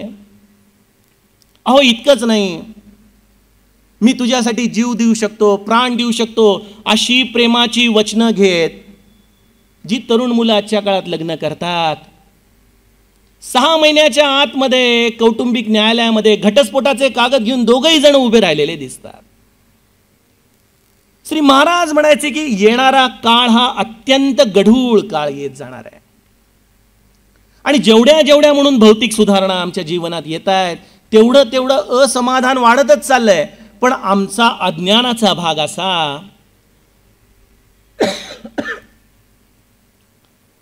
की आम्हाला असं वाटतं की समाधान या भौतिक गोष्टींच्या आधारानेच मला मिळणार आहे. पूज्य बाबा बेलसरे याचं वर्णन करताना म्हणायचंय की कपड्याच्या दुकानामध्ये 10 वेळा जाऊन जरी मी मिठाई मागितली तरी मला त्या कपड्याच्या दुकानात मिठाई मिळणार आहे का? ही जशी मिठाई त्या ठिकाणी मिळूच शकत नाही, तसं ज्या प्रपंचामध्ये, ज्या दृश्य जगामध्ये, ज्या लौकिकामध्ये समाधान नाही, त्या ठिकाणी मी समाधान शोधण्याचा प्रयत्न करतोय. हेच माझं मुळी अज्ञान आहे. आणि आम्हाला सगळी तहान जी लागलेली आहे ना, ही आमची आज अस्वस्थता जी आहे. आम्ही क्षणभर देखील स्वस्थ राहू शकत नाही. सगळं काही असूनही मला काय पाहिजे याचं नेमकं उत्तर आमच्याकडं नाही आहे. आपण बघतो अनेक लोक चंचलपणे इकडं तिकडं फिरत असतात. पैसा इतका असतो की कदाचित एखाद्या यज्ञकुंडामध्ये स्वाहा म्हणून जरी टाकायला लागलं तरी तो पुरेल, एवढा प्रचंड धनसंपदा असती तरी स्वस्थता जीवनामध्ये नसते. म्हणून श्री महाराज म्हणाले की पैशाने सुखी झाला असा मनुष्य मी तरी बघितला नाही. अशी ही आमच्या जीवनाची शोकांतिका आहे. नेमकं मला काय पाहिजे, नेमकं मी काय शोधतोय. आणि हे संत खरे शास्त्रज्ञ होते. त्यांना आपल्या जन्माचं हे सगळं संशोधन त्यांनी केलं होतं की हे मानवी जन्माचं नेमकं स्वरूप काय आहे, या जीवाचं नेमकं दुःख काय आहे.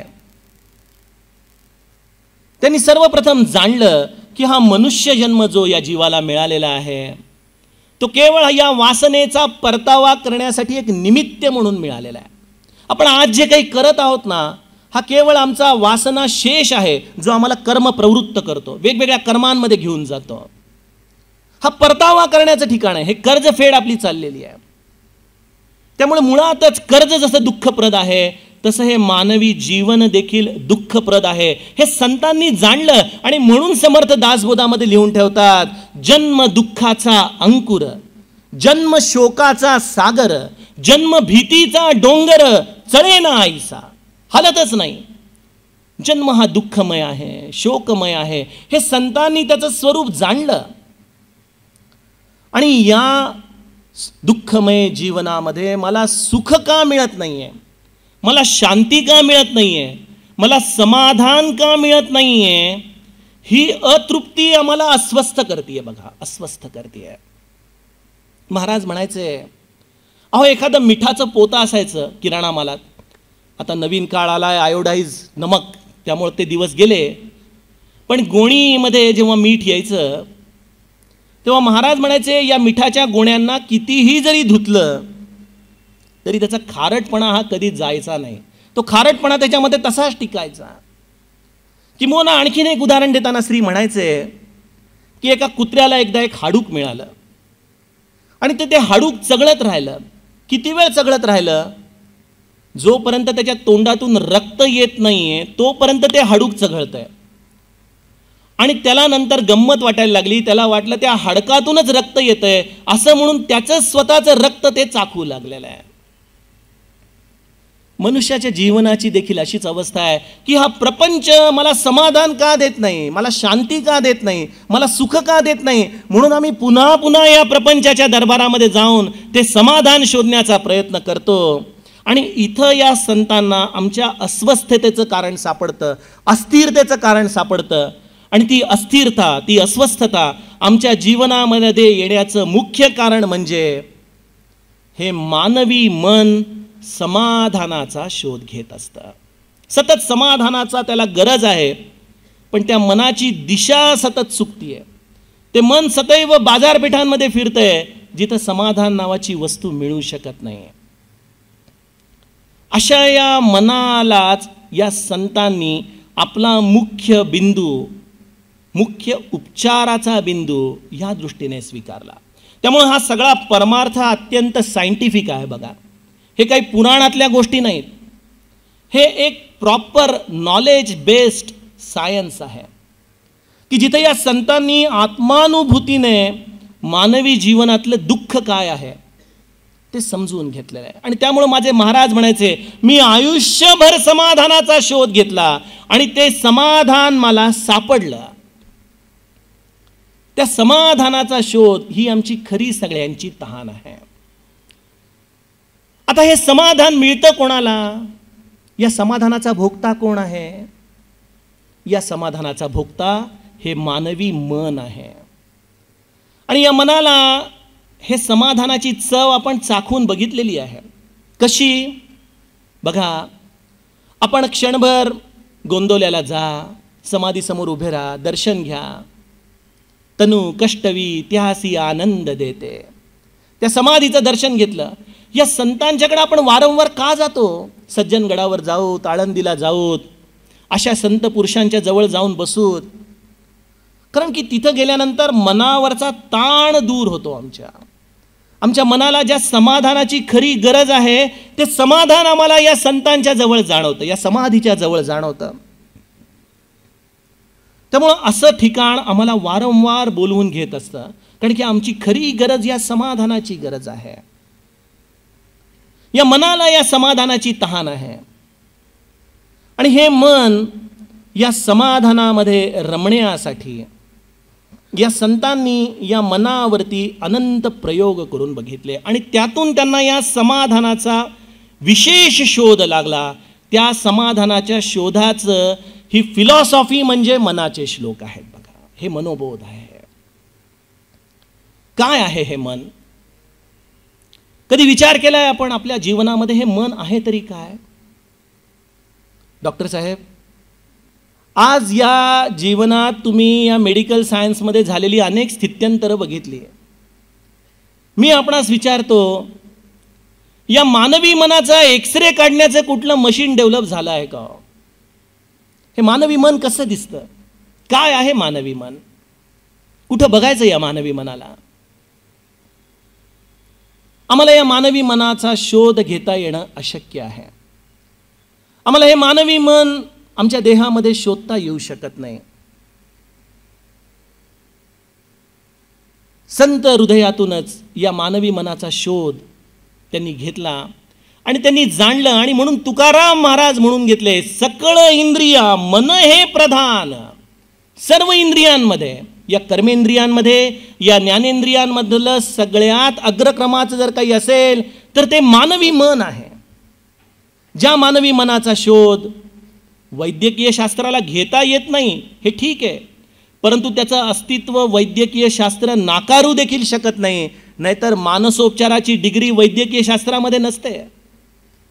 आजही अनेक डॉक्टर लोक पेशंट गेल्यानंतर म्हणतात, काय होतंय? काही नाही हो, मस्त राहायचं, मजेत राहायचं, बघा, प्रसन्न राहायचं, आनंदाने राहायचं. कारण तुमचं डिप्रेशन हे तुमच्या शारीरिक व्याधीचं देखील कारण आहे. हे मेडिकल सायन्सने देखील प्रूव्ह केलेलं आहे. अनेक प्रकारचे रोग तुमच्या या शरीरामध्ये संक्रमित करण्याचं कारण हे न दिसणारं मन आहे, ज्याचं अस्तित्व नाकारता येत नाही, परंतु जे शोधताही येत नाही, जे केवळ संत दृष्टीतून बघता येऊ शकतं. त्यामुळे तुकाराम महाराजांनी या मनाचं क्लासिफिकेशन केलं, सकळ इंद्रिया मन हे प्रधान. मन हे सर्व इंद्रियांचा प्रधान असा गुणधर्म आहे. मन हे सगळ्या गोष्टींचं कार्यकारण आहे. आपण बघा, एखादी गृहिणी सकाळी मनामध्ये संकल्पना करते, आज वांग्याची भाजी करूया छान अगदी. म्हणजे तिची ती वासना आतून या मनाच्या आधाराने संकल्पामध्ये स्थिरावते. आणि मग त्या मनाला एकदा वांग्याची भाजी करायची हा निश्चय तिने केला, तो संकल्प केला की निश्चय करते. बुद्धीने निश्चय केला की मग त्या दृष्टीने सगळी आपण जमवाजम करायला सुरुवात करतो. तसंच एखादी मोठी बिल्डिंग उभा करतो एखादा इंजिनियर. कुठं करतो तो? प्रथम उभा मनामध्ये उभा करतो. तो मनामध्ये संकल्प करतो की इथं एक छान आपल्याला बिल्डिंग उभी करायची आहे. मग हा संकल्प बुद्धीकडे जातो. बुद्धी त्यावरती सही करते, यस, निश्चयात्मकरित्याने हे करूयात. आणि मग बुद्धी त्या संकल्पाला एका चित्रामध्ये परावर्तित करते, एक ड्रॉइंग तयार करते. आणि त्या ड्रॉइंगला मग वस्तुरूपामध्ये, जड रूपामध्ये येता येतं. म्हणजे या सगळ्याचा कार्यकारण भाव कोण आहे? हे मानवी मन आहे. या मनातून या सगळ्या संकल्पना साकार होत असतात.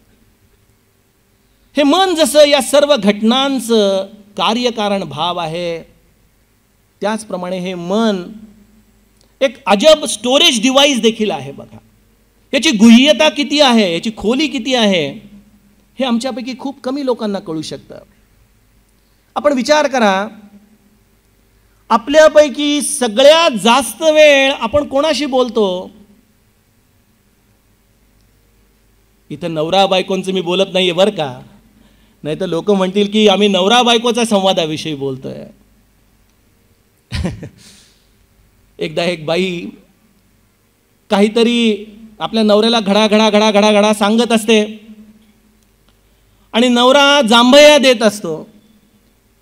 बाई वैतागून म्हणते, अहो मी तुम्हाला इतक्या वेळा सांगते, 10 मिनिटं झाले मी बोलणं थांबवत नाही, तुम्ही आळस काय देताय म्हणे, जांभया काय देताय? अगं तो म्हणतो, अगं नाही तसं नाही, मी बोलण्याचा प्रयत्न करण्यासाठी तोंड उघडतोय, पण काही केल्या मला तू बोलूच देत नाहीयेस. हा संवाद नाहीये. आपण आपल्याशीच प्रत्येक जण, मग तो स्त्री असो की पुरुष असो, आपण सगळ्यात जास्त संवाद आपण आपल्या मनाशी करत असतो बघा, लक्षात घ्या. आणि हे मन आम्हाला या तिन्ही काळांमध्ये सतत एखाद्या चंचल बालकासारखं उड्या मारायला भाग पाडत असतं. ते कधी आम्हाला भूतकाळात घेऊन जाईल, कधी आम्हाला भविष्य काळात घेऊन जाईल. वर्तमानात हे मन कधीच स्थिर राहू शकत नाही. भूतकाळामध्ये जाईल, कुठल्या तरी जीवनातल्या दुःखद घटनांचा विचार करत राहील, ते दुःख पाजळत राहील, डोळ्यामधून नकळत अश्रूंच्या धारा लावेल. हे असं मन आहे बघा. हेच मन आम्हाला भविष्याची आशा लावेल, हेच मन आम्हाला भविष्याची उज्ज्वल स्वप्न दाखवेल, आणि हेच मन पुन्हा अपेक्षाभंगाचं दुःख घेऊन वर्तमानामध्ये देखील आम्हाला दुःखी करून टाकेल. काय या मनाचं कार्य सांगावं?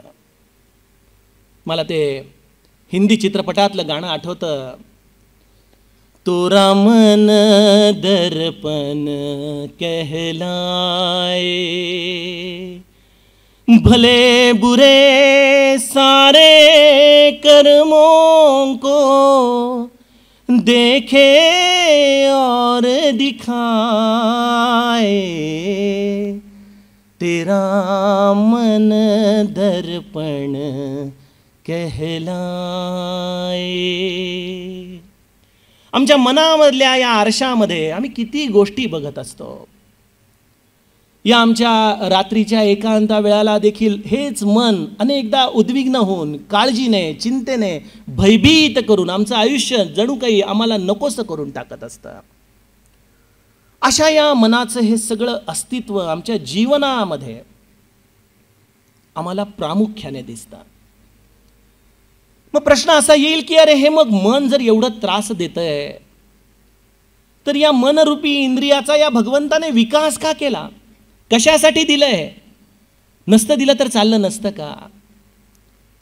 एक लक्षात घ्या, भगवंताने 10व्या अध्यायात विभूती योगामध्ये इंद्रियाणाम मनश्चास्मी, इंद्रियांमध्ये मी मन आहे, हे त्याचं स्वरूप सांगितलेलं आहे. म्हणजे तुमच्या अंतःकरणामध्ये हे जे भगवंताचं स्वरूप आहे, ज्याला दासबोधामध्ये समर्थांनी जाणीव म्हटलं, ती जाणीवेचं व्यक्त स्वरूप म्हणजे हे मानवी मन आहे बघा. म्हणजे मन हे प्रत्यक्ष कृष्ण रूप आहे, पण हे कृष्ण रूप असल्यामुळं तेवढंच खट्याळ देखील आहे. भगवंताने ज्या या लीला केलेल्या आहेत त्याच्या लहान वयामध्ये, त्यातली एक लीला डोंगरे महाराज सांगायचे, फार गोड, की एकदा एका गोपीने भगवंताला लोणी चोरताना पकडलं आणि एकदम छोटासा श्रीकृष्ण 3-4 वर्षाचा खट्याळ, आणि म्हणाले थांब, आत्ता मी यशोदेला घेऊन येते रे, तुला आता ना इथं मी बांधूनच ठेवते म्हणाय. आणि त्याला त्यामुळे ती बांधायला लागली.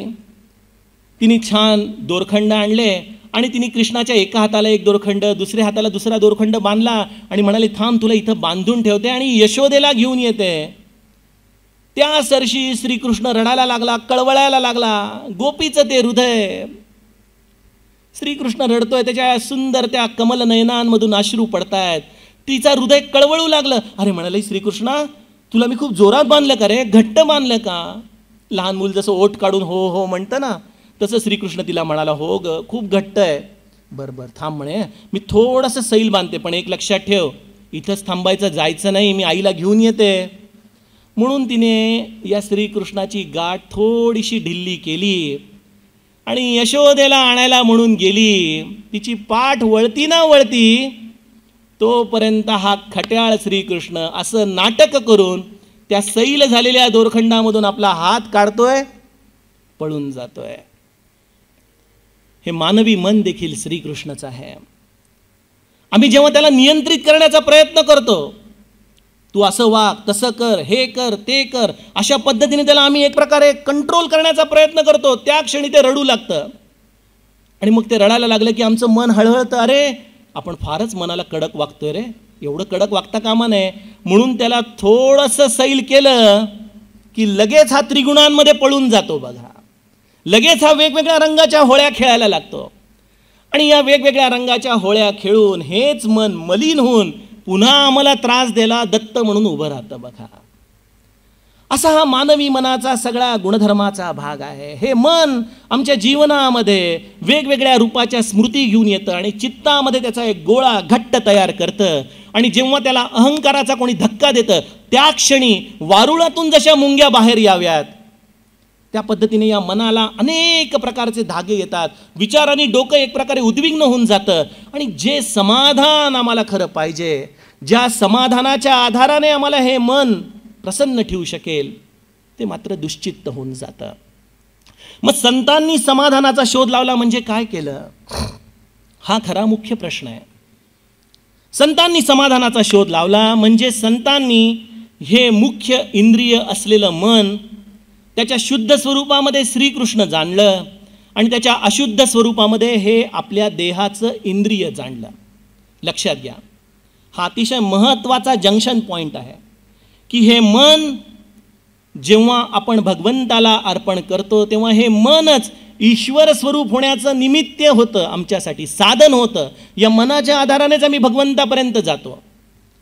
परंतु हेच मन जेव्हा देहाच्या आधाराने जगतं, या देहाच्या वासनापूर्तींसाठी जगतं, तेव्हा हेच मन या देहाच्या अधीन झाल्यामुळं श्रीकृष्णाला विसरतं आणि अनंत प्रकारच्या यातनांचं कारण ठरतं. मग साधं गणित आहे की हे मन भगवंतार्पण ज्याला करता येतं त्याला संपूर्ण समाधान आहे. आणि ज्याला हे मन देहार्पण करता येतं त्याला त्याच्या जीवनामध्ये केवळ आणि केवळ दुःख आहे. आज माझ्या जीवनामध्ये मन मला दुःखी करतं, असमाधानी करतं, कारण या मनाला मी माझ्या देहाचा भाग मानलेला आहे. पहिले तर लक्षात घ्या की हे मन म्हणजे तुम्ही नाही आहात. या मनावरती जे तुम्ही स्वतःला जाणून आज त्याचं स्वरूप म्हणून बसलेलं आहात, ते मन म्हणजे तुम्ही नाही आहात. किंवा व्यवहारामध्ये देखील आम्ही बऱ्याचदा म्हणतो, तुम्हाला ना माझं मनच कळत नाही, तुम्हाला माझं मन कळत नाही, म्हणजे मन ही वस्तू माझ्यापेक्षा वेगळी आहे हे आम्ही लौकिक अर्थाने मान्यता देतो. पण पारमार्थिक दृष्टीने या मनामध्ये चाललेल्या प्रत्येक विचाराशी आम्ही इतके सहज तद्रूप होतो की या मनापेक्षा मी कोणीतरी वेगळा आहे याची आम्हाला जाणीवच होत नाही. आणि त्यामुळे शंकराचार्यांचं पुन्हा एकदा स्मरण झालं पाहिजे. शंकराचार्यांनी आम्हाला हे सूत्र अत्यंत महत्त्वाचं सांगितलं. हे रवींद्र पाठक सांगत नाहीच आहेत की मी मन नाही, मग मी कोण आहे. शंकराचार्यांनी सांगून ठेवलं आहे, मनोबुद्धी हंकार चित्तानि नाहं न च श्रोत्र जिह्वे न च घ्राणनेत्रे न च व्योम भूमि न तेजो न वायु चिदानन्दरूप शिवोऽहं शिवोऽहं चिदानन्दरूप शिवोऽहं शिवोऽहं अहं निर्विकल्पो निराकाररूपो विभुं व्याप सर्वत्र सर्वेन्द्रियाणां सदा मे समत्वं न मुक्ति न बन्धा चिदानन्दरूप शिवोहम शिवोहम चिदानंदरूप शिवोहम शिवोहम. तू प्रत्यक्ष त्या ईश्वराचा अंश आहेस बाळा. तूच ते शिवस्वरूप आहेस. पण केवळ तू या मनाला माझं मन या दृष्टीने त्याच्यावरती मालकी हक्क गाजवतोयस. म्हणून शंकराचार्य म्हणून ठेवलंय मनो बुद्धी हंकार चित्तानि नाहम. मी मन नाही, मी बुद्धी नाही, मी अहंकार नाही, मी चित्त नाही, मी केवळ चिदानंद रूप शिवोहम शिवोहम. मग इथं या मनाशी जे मी आज स्वामित्व स्वीकारलेलं आहे ते या मनाच्या श्लोकांमध्ये या समर्थांनी एका अद्भुत क्रांतीच्या आधाराने ती आमची स्वामित्वाची भूमिका तोडली आहे. हे या मनाच्या श्लोकामधलं क्रांतिकारक विधान आहे. श्री महाराज म्हणायचे की या मनामध्ये जे चालणारे विचार आहेत ना, ही परमेश्वराची कृपा आहे की ते विचार दुसऱ्या शेजारच्या माणसाला कळत नाहीत. जर माझ्या मनातले विचार शेजारच्या माणसाला कळू लागले तर मला वाटतं इथंच दंगली घडायची शक्यता नाकारता येऊ शकत नाही आपल्याला. कारण की आमच्या या मानवी मनाचा गुणधर्मच असा आहे की ते क्षणामध्ये जे म्हणतात ना की जे वैरी देखील विचार करू शकत नाही असं हे आमचं मन विचार करू शकत असतं. त्यामुळे या मनाला आम्ही कधी कन्फ्रंट करू शकत नाही, सन्मुख होऊ शकत नाही त्याच्याशी. आम्ही त्याला सतत झाकून ठेवत असतो, दाबून ठेवत असतो. अरे बापरे, माझ्या मनातले विचार कोणाला कळता कामा नयेत अशा पद्धतीने लहानपणापासून लपवून ठेवायची या आमच्या मनाची भूमिका चालू आहे. आणि हे आम्ही मन अशा रीतीने दाबून दाबूनच आमच्या जीवनातले ब्लड प्रेशरचे हे मीटर्स सतत वाढवून घेतलेले आहेत. कुढत राहणं, दुःखी राहणं, या मनाला कधी एक्सप्रेस न करणं, कधी कन्फ्रंट न करणं. प्रत्यक्ष भगवंताने सांगून ठेवले रामचरित मानसमध्ये, सन्मुख होई जीव मोही जबही. महाराज देखील हेच म्हणायचे की मी तुमच्या घरातला कोणीतरी आहे असं माझ्याशी बोला, बोला, संवाद करा. तुमच्या मनात काय चाललंय ते माझ्याशी तुम्ही कन्फ्रंट करा. पण आम्हाला भीती वाटते हो आमच्या मनातल्या या विचारांना कसं एक्सप्रेस करायचं, कसं शब्दांमध्ये सांगायचं. कारण की जगातल्या जेवढ्या काही घाणेरड्या शब्दांच्या आधाराने एखाद्या गोष्टीला बोलवता येईल तशी आम्हाला कित्येकदा या मनाला हाक मारण्याची गोष्ट वाटते बघा. अरे नालायका, काय विचार करतोयस तू. इथपर्यंत आमच्या मनामध्ये अशा भावना या मनाच्या आधाराने येत असतात. त्यामुळं मनाला सद्गुरूच्या समोर आम्ही व्यक्त करू शकत नाही. घरामध्ये कोणाशी व्यक्त करणं तर दिवसेंदिवस अवघडच होत चाललंय. प्रत्येकाचं तोंड त्या स्मार्टफोनमध्ये खूप असलेलं आहे. कोणाशी संवाद करायचा. कट्ट्यावरचे मित्र देखील दुरावलेले आहेत. एक मोबाईलवर फॉर्मॅलिटीचा फोन केला की झालं, सख्यत्व संपलं. हा काळच असा आलाय की जिथं मानवी मनाला बोलण्यासाठी, एक्सप्रेशनसाठी स्वातंत्र्य राहिलेलं नाही. आणि परमार्थामध्ये देखील मनुष्य त्या क्रिकेटच्या चेंडूसारखा जसा तो बॉलर सतत शायनिंग करत असतो बॉलला एका बाजूनी, की चमकीची बाजू त्या बॅट्समनला टाकावी की जेणेकरून बॅट्समन फसेल, तसं आम्ही परमार्थामध्ये देखील वेशभूषा करू, टिळा लावूत, गळ्यात माळ घालूत आम्ही पारमार्थिक आहोत हे दाखवण्याचा जगाला प्रयत्न करूत. पण हा सद्गुरू काही केल्या फसणार नाही आहे बरं का. हा अगदी कसलेला फलंदाज आहे. सकाळी डॉक्टर गुणे मला सांगत होते की जुन्या काळी त्यांच्याकडे बिन सिस्टम होती पेशंटची. त्या बिनमध्ये त्याची सगळी ट्रीटमेंटची हिस्ट्री ते लिहायचं. आता कम्प्युटरायझेशन झालं त्यामुळे सोपं झालं. मला असं बऱ्याचदा वाटतं की आपण सद्गुरूच्या समोर जातो, समाधीसमोर जाऊन उभे राहतो ना, तेव्हा जन्मोजन्मीचे केस पेपर त्याच्या टेबलावर आधीच आलेले असतात बघा. सगळ्या केस पेपरचा अभ्यास झालेला असतो. तुमच्या मनामध्ये जे तुम्हाला माहीत नाही ते मला माहिती आहे असं सद्गुरूंचं वाक्य आहे. मग समर्थांनी या मनाच्या श्लोकामध्ये काय क्रांती केली आहे. या अशा दाबून ठेवलेल्या मनाला, ज्याला आपण एक प्रकारे कानफाट्या नाव टाकलेलं आहे, ज्याला आपण नालायक म्हटलेलं आहे, ज्याला लोकांसमोर सांगण्याची देखील आम्हाला भीती वाटते, अशा मनाला समर्थांनी दुसऱ्याच श्लोकामध्ये अशी काही विलोभनीय हाक मारली आहे की ते मन झटदिशीने वळून, अरे कोण हाक मारताय मला, मना सज्जना भक्ती पंथेची जावे. मना सज्जना सज्जन मन, या मनाला सज्जन अशी हाक मारलेली आहे.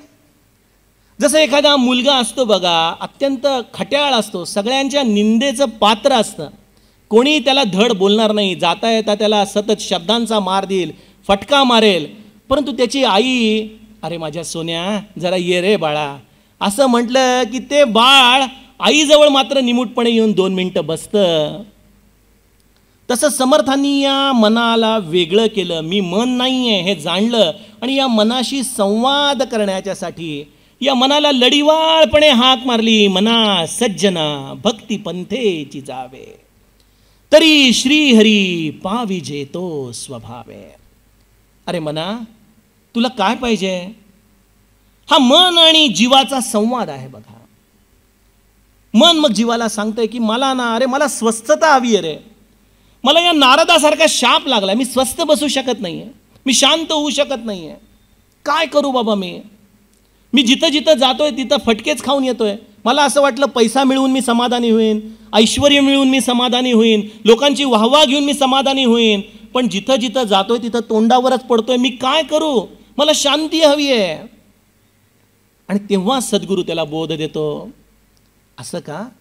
तुला शांती हवी आहे ना, तुला समाधान हवंय ना, मग एक काम कर, मना सज्जना भक्ती पंथेची जावे, तरी श्रीहरी पाविजे तो स्वभावे. आपल्याकडे गावाकडे असतं बघा म्हणणं, कोणा माणसाला विचारलं ना की अहो ते अमुक अमुक श्रीहरी कुठं राहतात हो, असं करा बघा, आता हा रस्ता धरलाय ना, याला अजिबात सोडायचं नाही बघा, सरळ सरळ सरळ कडेने चालत राहा, अजिबात सोडू नका. हा रस्ता जिथं संपेल तिथं श्रीहरी राहतो बघा, कोणीही सांगेल तुम्हाला. समर्थ देखील मनाला असंच सांगतायत, मना सज्जना भक्ती पंथेची जावे. अरे या रस्त्यावरून चाल, या भक्ती मार्गावरून सरळ चालत राहा बघ, कुठेही जाऊ नको, इकडं तिकडं काही करायची गरज नाही आहे. आणि या रस्त्याच्या शेवटी तरी श्रीहरी पाविजे तो स्वभावे, तुला सहजपणे मिळून जाईल तो. मला वाटतं की एवढ्या श्लोकाच्या या 2 चरणांना ज्यांनी आपल्या आयुष्यामध्ये सांभाळलं त्याला पुढचे मनाचे श्लोक वाचण्याची गरजच नाही आहे, गरजच नाही. भक्ती पंथेची जावे, तरी श्रीहरी पाविजे तो स्वभावे. आणि त्या श्रीहरीच्या जवळ समाधान आहे, ते समाधान तुला पाहिजे, त्याचा हा मी पत्ता तुला सांगितला. आत्मारामामध्ये देखील समर्थ अशीच गंमत करतात. जेव्हा माया निरूपणाचा शेवट येतो तेव्हा समर्थ म्हणतात की जे जे काही नाशिवंत आहे ना ते सगळं तुम्हाला देऊन टाक.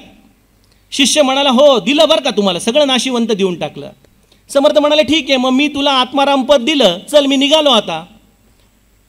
समर्थ उठले, झोळी घेऊन निघाले, तेव्हा शिष्याची ट्यूब लागली, अरे काय झालं, काय दिलं मला आणि मी तुम्हाला काय दिलं आणि तुम्ही मला काय दिलं? अहो काहीच झालं नाही हो अजूनही, मला द्या मला द्या. मग समर्थ म्हणाले अरे तू काय म्हणाला, सगळं नाशिवंत दिलं? हो म्हणे दिलं. अरे पण हे नाशिवंत दिलं म्हणणारा कुठे आहे? तो तर शिल्लकच राहिला, तो मला पाहिजे, मला तुझ्या नाशिवंताशी काय घेणं देणं आहे, तो तू मला दे. तसंच या सज्जना भक्ती पंथेची जावे म्हटलं तर खरा सगळा बोध झाला पाहिजे, कारण की या भगवंताचा मार्ग आहे, त्या भक्ती मार्गावरून गेला की तो भगवंत सापडतो, तेच समाधान आहे. पण आमच्यापैकी किती जण या मार्गावरती अखंडित चालू शकतात, हा खरा प्रश्न आहे.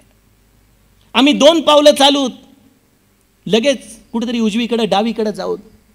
कबीराचा एक दोहा परवाच मला ही सांगत होती, शब्द आठवत नाहीत पण अर्थ आठवतो, की हे मन इतकं उत्तुंग जातं कधी कधी भक्तीमध्ये, भजन म्हणता म्हणता आळवता आळवता इतकं उत्तुंग होतं, इतकं सूक्ष्म होतं की बस असं वाटलं गाठलंच आता शिखर, आणि तिथून पटकन खाली येतं आणि कुठं जातं ते आपल्याला कळत देखील नाही.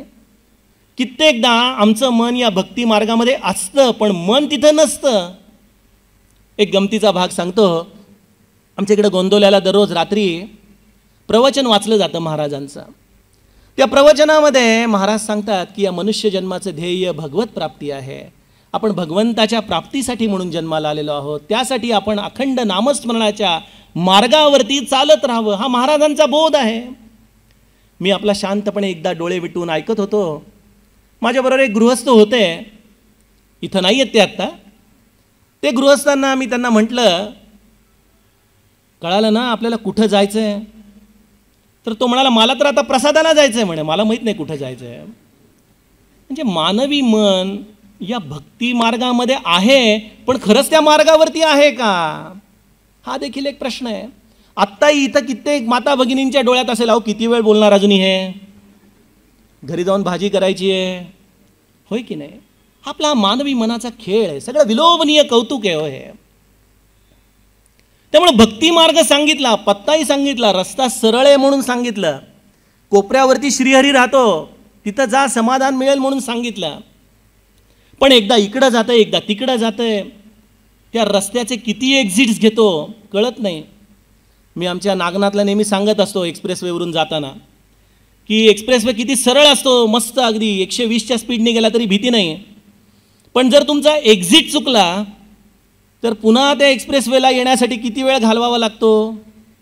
तसे आमचे जर या मनाचे सतत एक्झिट चुकतात, भक्ती मार्गावरून जायचं आहे पण भक्ती मार्गावर असूनही भक्तीत नाही, त्या मार्गावरती सतत राहण्याची वृत्ती नाही, सतत आम्ही एक्झिट्स घेतो आहे.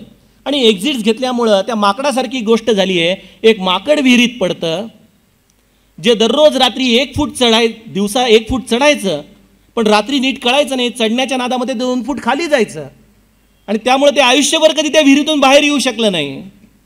तसं आमचं मन देखील या प्रपंचामध्ये, या दृश्य शक्तीमध्ये सतत एक प्रकारे या भक्ती मार्गापासून दूर राहतं. संत म्हणाले की अरे बाळा, का तुझं हे मन राहत नाही रे भक्ती मार्गावर, विचार करूयात आपण, काय कारण आहे, काय गोष्ट असेल. या मनाला नेमकी ही चांचल्य अवस्था येते कुठून. संत हे खरे राजवैद्य होते, खरे संशोधक होते. त्यांनी या मनाचा खूप खोलात जाऊन विचार केला आणि त्यांच्या लक्षात आलं की या मनाला जर कशाने ऊर्जा मिळत असेल तर ती त्याच्या अंतस्थ असलेल्या वासनेच्या आधाराने ऊर्जा मिळते. साधं गणित आहे. आपल्याला एखादा गोड पदार्थ खाण्याची इच्छा झाली, ही आपली वासना त्या गोड पदार्थावरती गेली, लगेच मनाने संकल्प केला त्या गोड पदार्थाचा, आणि लगेच पाय, ही कर्मेंद्रिय, हे मशीन आहे हो सगळं, हे मशीन चालू लागलं, तो गोड पदार्थ घेतला, खाल्ला, वासना तृप्त झाली, काम संपलं. म्हणजे या मनाला चांचल्य देणारं कोण आहे, ही वासना आहे. वासना ही कधीही शून्य होऊ शकत नाही. वासनेचं स्वरूप आपण बदलू शकतो. वासनेचं निर्वासन होणं ही केवळ अकल्पित अशी गोष्ट आहे. कारण की भगवंताने जिथं एकोहम बहुश्याम, मी एक आहे तो अनंत व्हावा, ही देखील त्याची एक सद्वासनाच होती. म्हणजे या सृष्टीमध्ये निर्माण झालेला प्रत्येक घटक हा वासनेच्या अधीन आहे. मग संतांनी काय केलं की बाळा, जर ही वासना आहे, जर तुझं स्वरूप आहे, तर आम्ही एक काम करूयात, या वासनेचं आपण स्वरूप बदलण्याचा प्रयत्न करूयात. म्हणून मग मनाच्या श्लोकामध्ये समर्थ माऊली आपल्याला सांगून गेली, मना वासना दुष्ट कामा नये रे, मना सर्वथा पाप बुद्धी नको रे, मना सर्वथा नीती सोडू नको हो, मनांतरी सार विचार राहो. हे मना, या जर वासना हा जर तुझ्या जीवनामध्ये सदैव तुला एक प्रकारे अस्वस्थ ठेवतायत, तर एक काम कर ना, निदान त्या वासनांना नीतीच्या फिल्टरमधून तर घे भरून. जसं आपण गढूळ पाणी आलं की फिल्टर लावतो आणि त्या फिल्टरमधून ती गढूळता आम्ही दूर करतो, तशी वासना या मनाला स्पर्श करू लागली तर सतत त्याला नीतीच्या फिल्टरमधून तपासून तर घे. मना सर्वथा पाप बुद्धी नको रे. ही पाप वासना तर नाही आहे ना, ही दुष्ट वासना तर नाही आहे ना, निदान एवढा विचार तर तू तुझ्या जीवनामध्ये करू शकशील का. पण ही आमच्या अंतरंगाची वासना कशी आहे माहिती आहे का. मी बऱ्याचदा माता भगिनींना उदाहरण देतो की आम्ही नीतीचा खूप विचार करू. कसा, जसं प्रत्येक स्त्रीला माहिती आहे की गॅसवरचं दूध ओतू जाण्यासाठी ती गॅसची आच अगदी कमी ठेवावी लागते. पण इथं उपस्थित असलेली कुठल्याही माता भगिनींनी सांगावं की माझ्याकडून आत्तापर्यंत एकदाही दूध ओतू गेलेलं नाही आहे. कितीही गॅस बारीक ठेवा, कितीही लक्ष द्या, तरी आमच्याकडून ते दूध कधी ना कधीतरी ओतू जातच. तशी ही वासना अंतरंगातून अशी काही पटकन उफाळून येते, तिथं नीतीची सगळी शक्ल निघून जातात. तिथं आम्ही कितीही बुद्धीचे विचार ठेवले तरी ती बुद्धीचे विचार कधी काम करत नाहीत. मी नेहमी गमतीने उदाहरण देतो, कोणी गैरसमज नका करून घेऊ.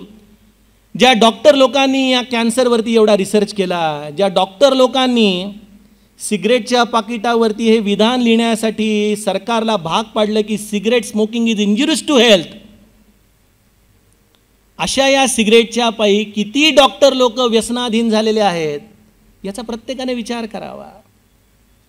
म्हणजे ज्या गोष्टी आपण जगाला सांगतो त्या मी माझ्या आयुष्यामध्ये इम्प्लिमेंट करू शकत नाही, याचं कारण ही वासना अनेकदा नीतीचा विचार देखील करत नाही. मला पाहिजे, मला हवंय, ही माझी तृप्ती आहे आणि हे केल्याशिवाय मला आता काही नको आहे.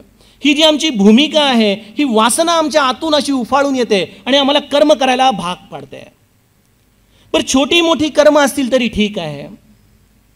या वासनेचं स्वरूप जीवनाला अधोगतीला नेण्यासाठी देखील कारणीभूत ठरतं.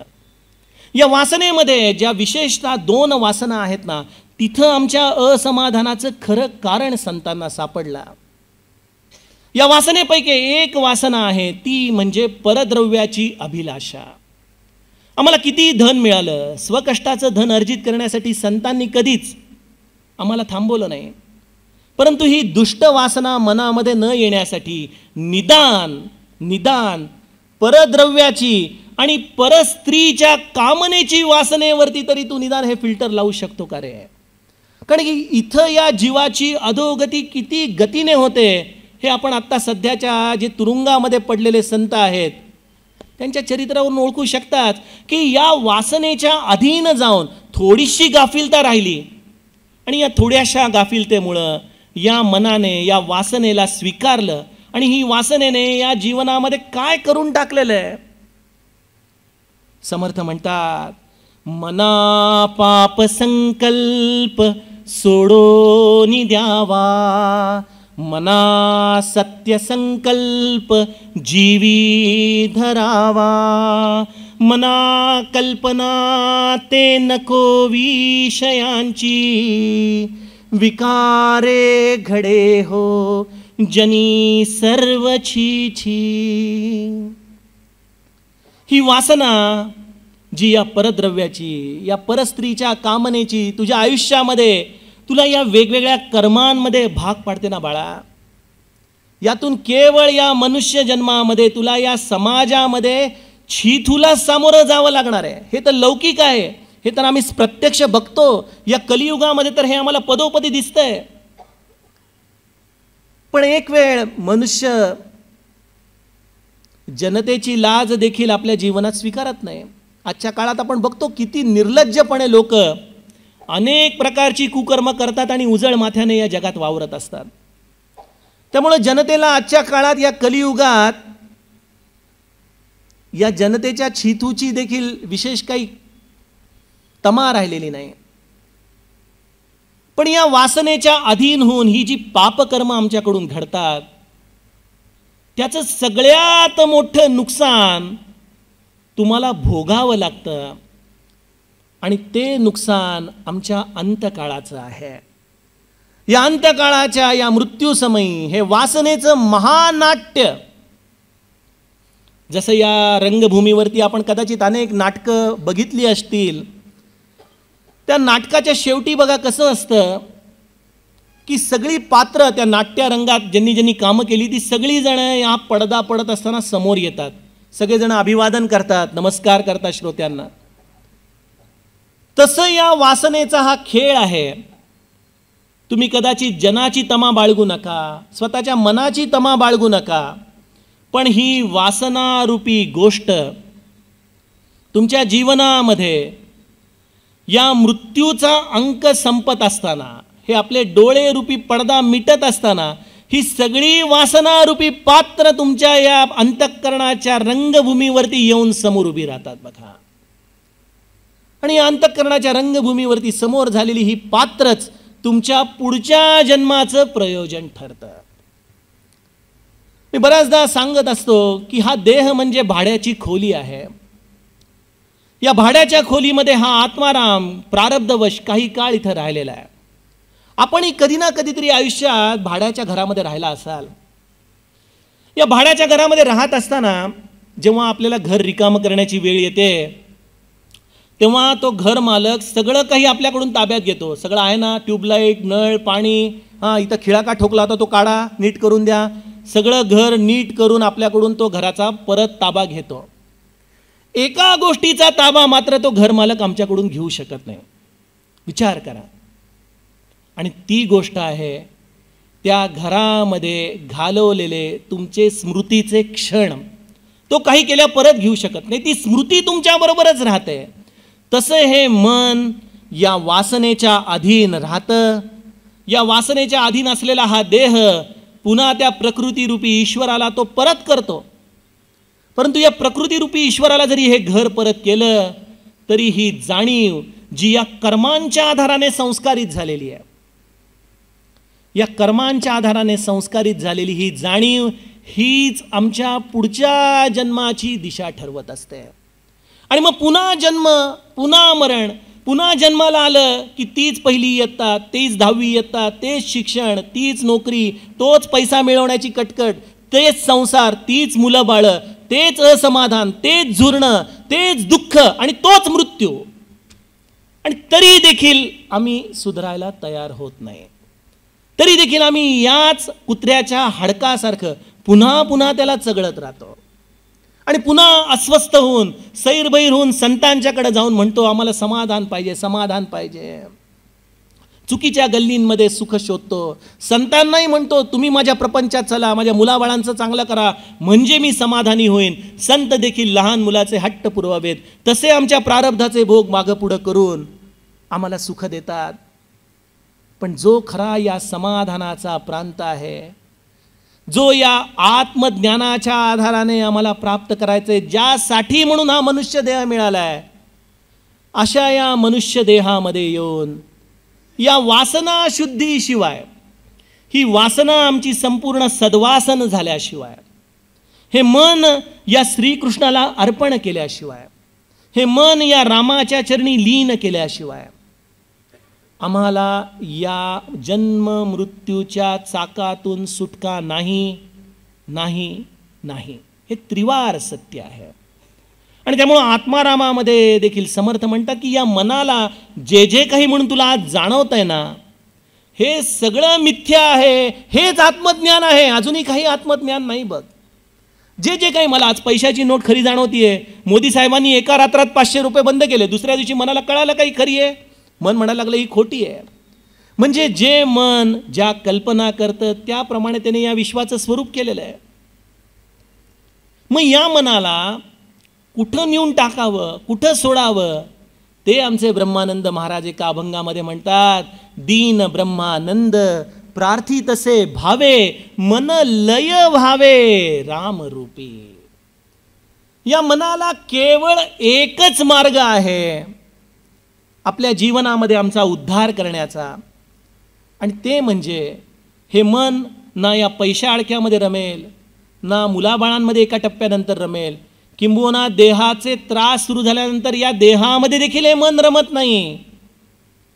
अशा मनाला केवळ एकच निवारा आहे, केवळ एकच आसरा आहे, आणि ते म्हणजे या भगवंताच्या रूपामध्ये या मनाला विलीन करून टाकणार.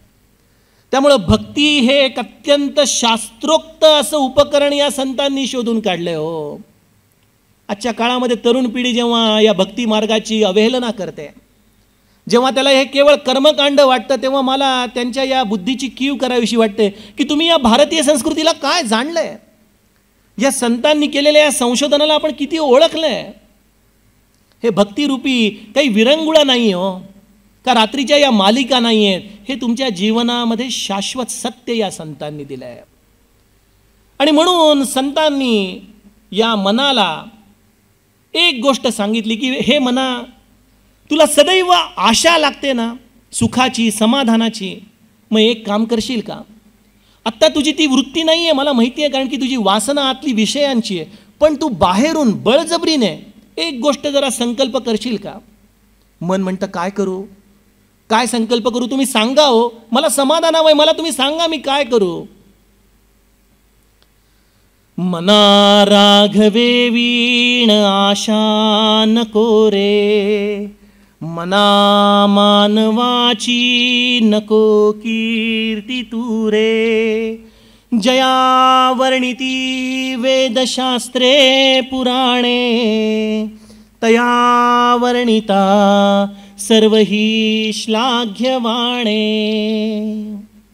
मना, जर तुला आशाच करायची आहे ना, तर मुलाबाळांच्याकडून सुखाची अपेक्षा करू नकोस, पैशा अडक्यांकडून देखील सुखाची अपेक्षा करू नकोस.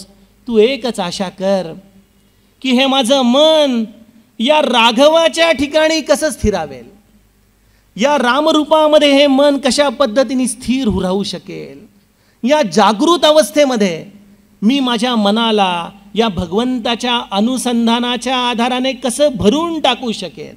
केवळ ही एकच गोष्ट तुला या जन्म मृत्यूच्या कचाट्यातून सोडवू शकेल बाळा. अशा या भगवंताच्या नामाला, भगवंताच्या रूपाला अंतःकरणामध्ये साठवणं हा या मनोबोधाचा खरा प्राण आहे, कारण की तो खरा या जीवाचा विसावा आहे हे संतांनी जाणलं. आणि म्हणून समर्थांनी या मनोबोधामध्ये मना राघवे वस्ती कीजे, तू हे मना, तुला हा जो नारदांसारखा शाप आहे ना एका जागी न थांबण्याचा, तुला माझा केवळ एकच आग्रह आहे की मना सज्जना राघवे वस्ती कीजे. आपण जसं वस्ती करतो, एखाद्या ठिकाणी स्थिरावतो, तसं हे मना तू या राघवाच्या ठिकाणी स्थिर हो. हे या सगळ्या मनोबोधाचं प्रमुख सूत्र आहे. हेच या देहबुद्धी ते आत्मबुद्धी करण्याचं साधन आहे. हे समर्थांनी जाणलं. आणि मग या मनोबोधामधून समर्थ या मनाला राघवाच्या ठिकाणी वस्ती कशी करावी याचं शास्त्र आम्हाला प्रदीर्घ रूपाने या वेगवेगळ्या श्लोकांमधून, या 205 श्लोकांमधून शिकवतात. ज्याला शिकून घ्यायचं आहे, ज्याला असं वाटतंय की हा मनोबोध आपण खरोखर नीट समजून घ्यायला हवा, जेणेकरून माझं हे मन या भगवंताच्या ठिकाणी स्थिर होईल आणि त्यातून या जन्म मृत्यूच्या कचाट्यातून माझी सुटका होईल, ज्या शाश्वत समाधानाची मला तहान लागली आहे ती तहान माझी पूर्ण होईल. त्यांनी या मनोबोधाचा अभ्यास करावा. उद्या देखील आपण असेच आला आहात तसंच शांततेने येऊन हे मन राघवाच्या ठिकाणी वस्ती करण्याचं शास्त्र आपण समजून घेऊ आणि त्यातून काही शाश्वत या जीवनाच्या संध्याकाळसाठी म्हणून पुंजी आपण जर गोळा करू शकलो तर मला वाटतं या 2 तासाच्या केलेल्या या वाणी संवादाचं काहीतरी तुम्हाला फलश्रुती प्राप्त होईल. तेव्हा आज या मनाला मी राघवाच्या ठिकाणी वस्ती कशी करू शकेन या विचारामध्ये आपलं मन भगवंताच्या स्मरणामध्ये आपण ठेवा आणि उद्या संध्याकाळी 6 वाजता पुन्हा असंच प्रसन्न मनाने आपण या आणि या मनोबोधाच्या आधाराने या मनाला भगवंताच्या ठिकाणी वस्ती करण्याचं शास्त्र समजून घ्या. जानकी जीवन स्मरण. जय जय राम.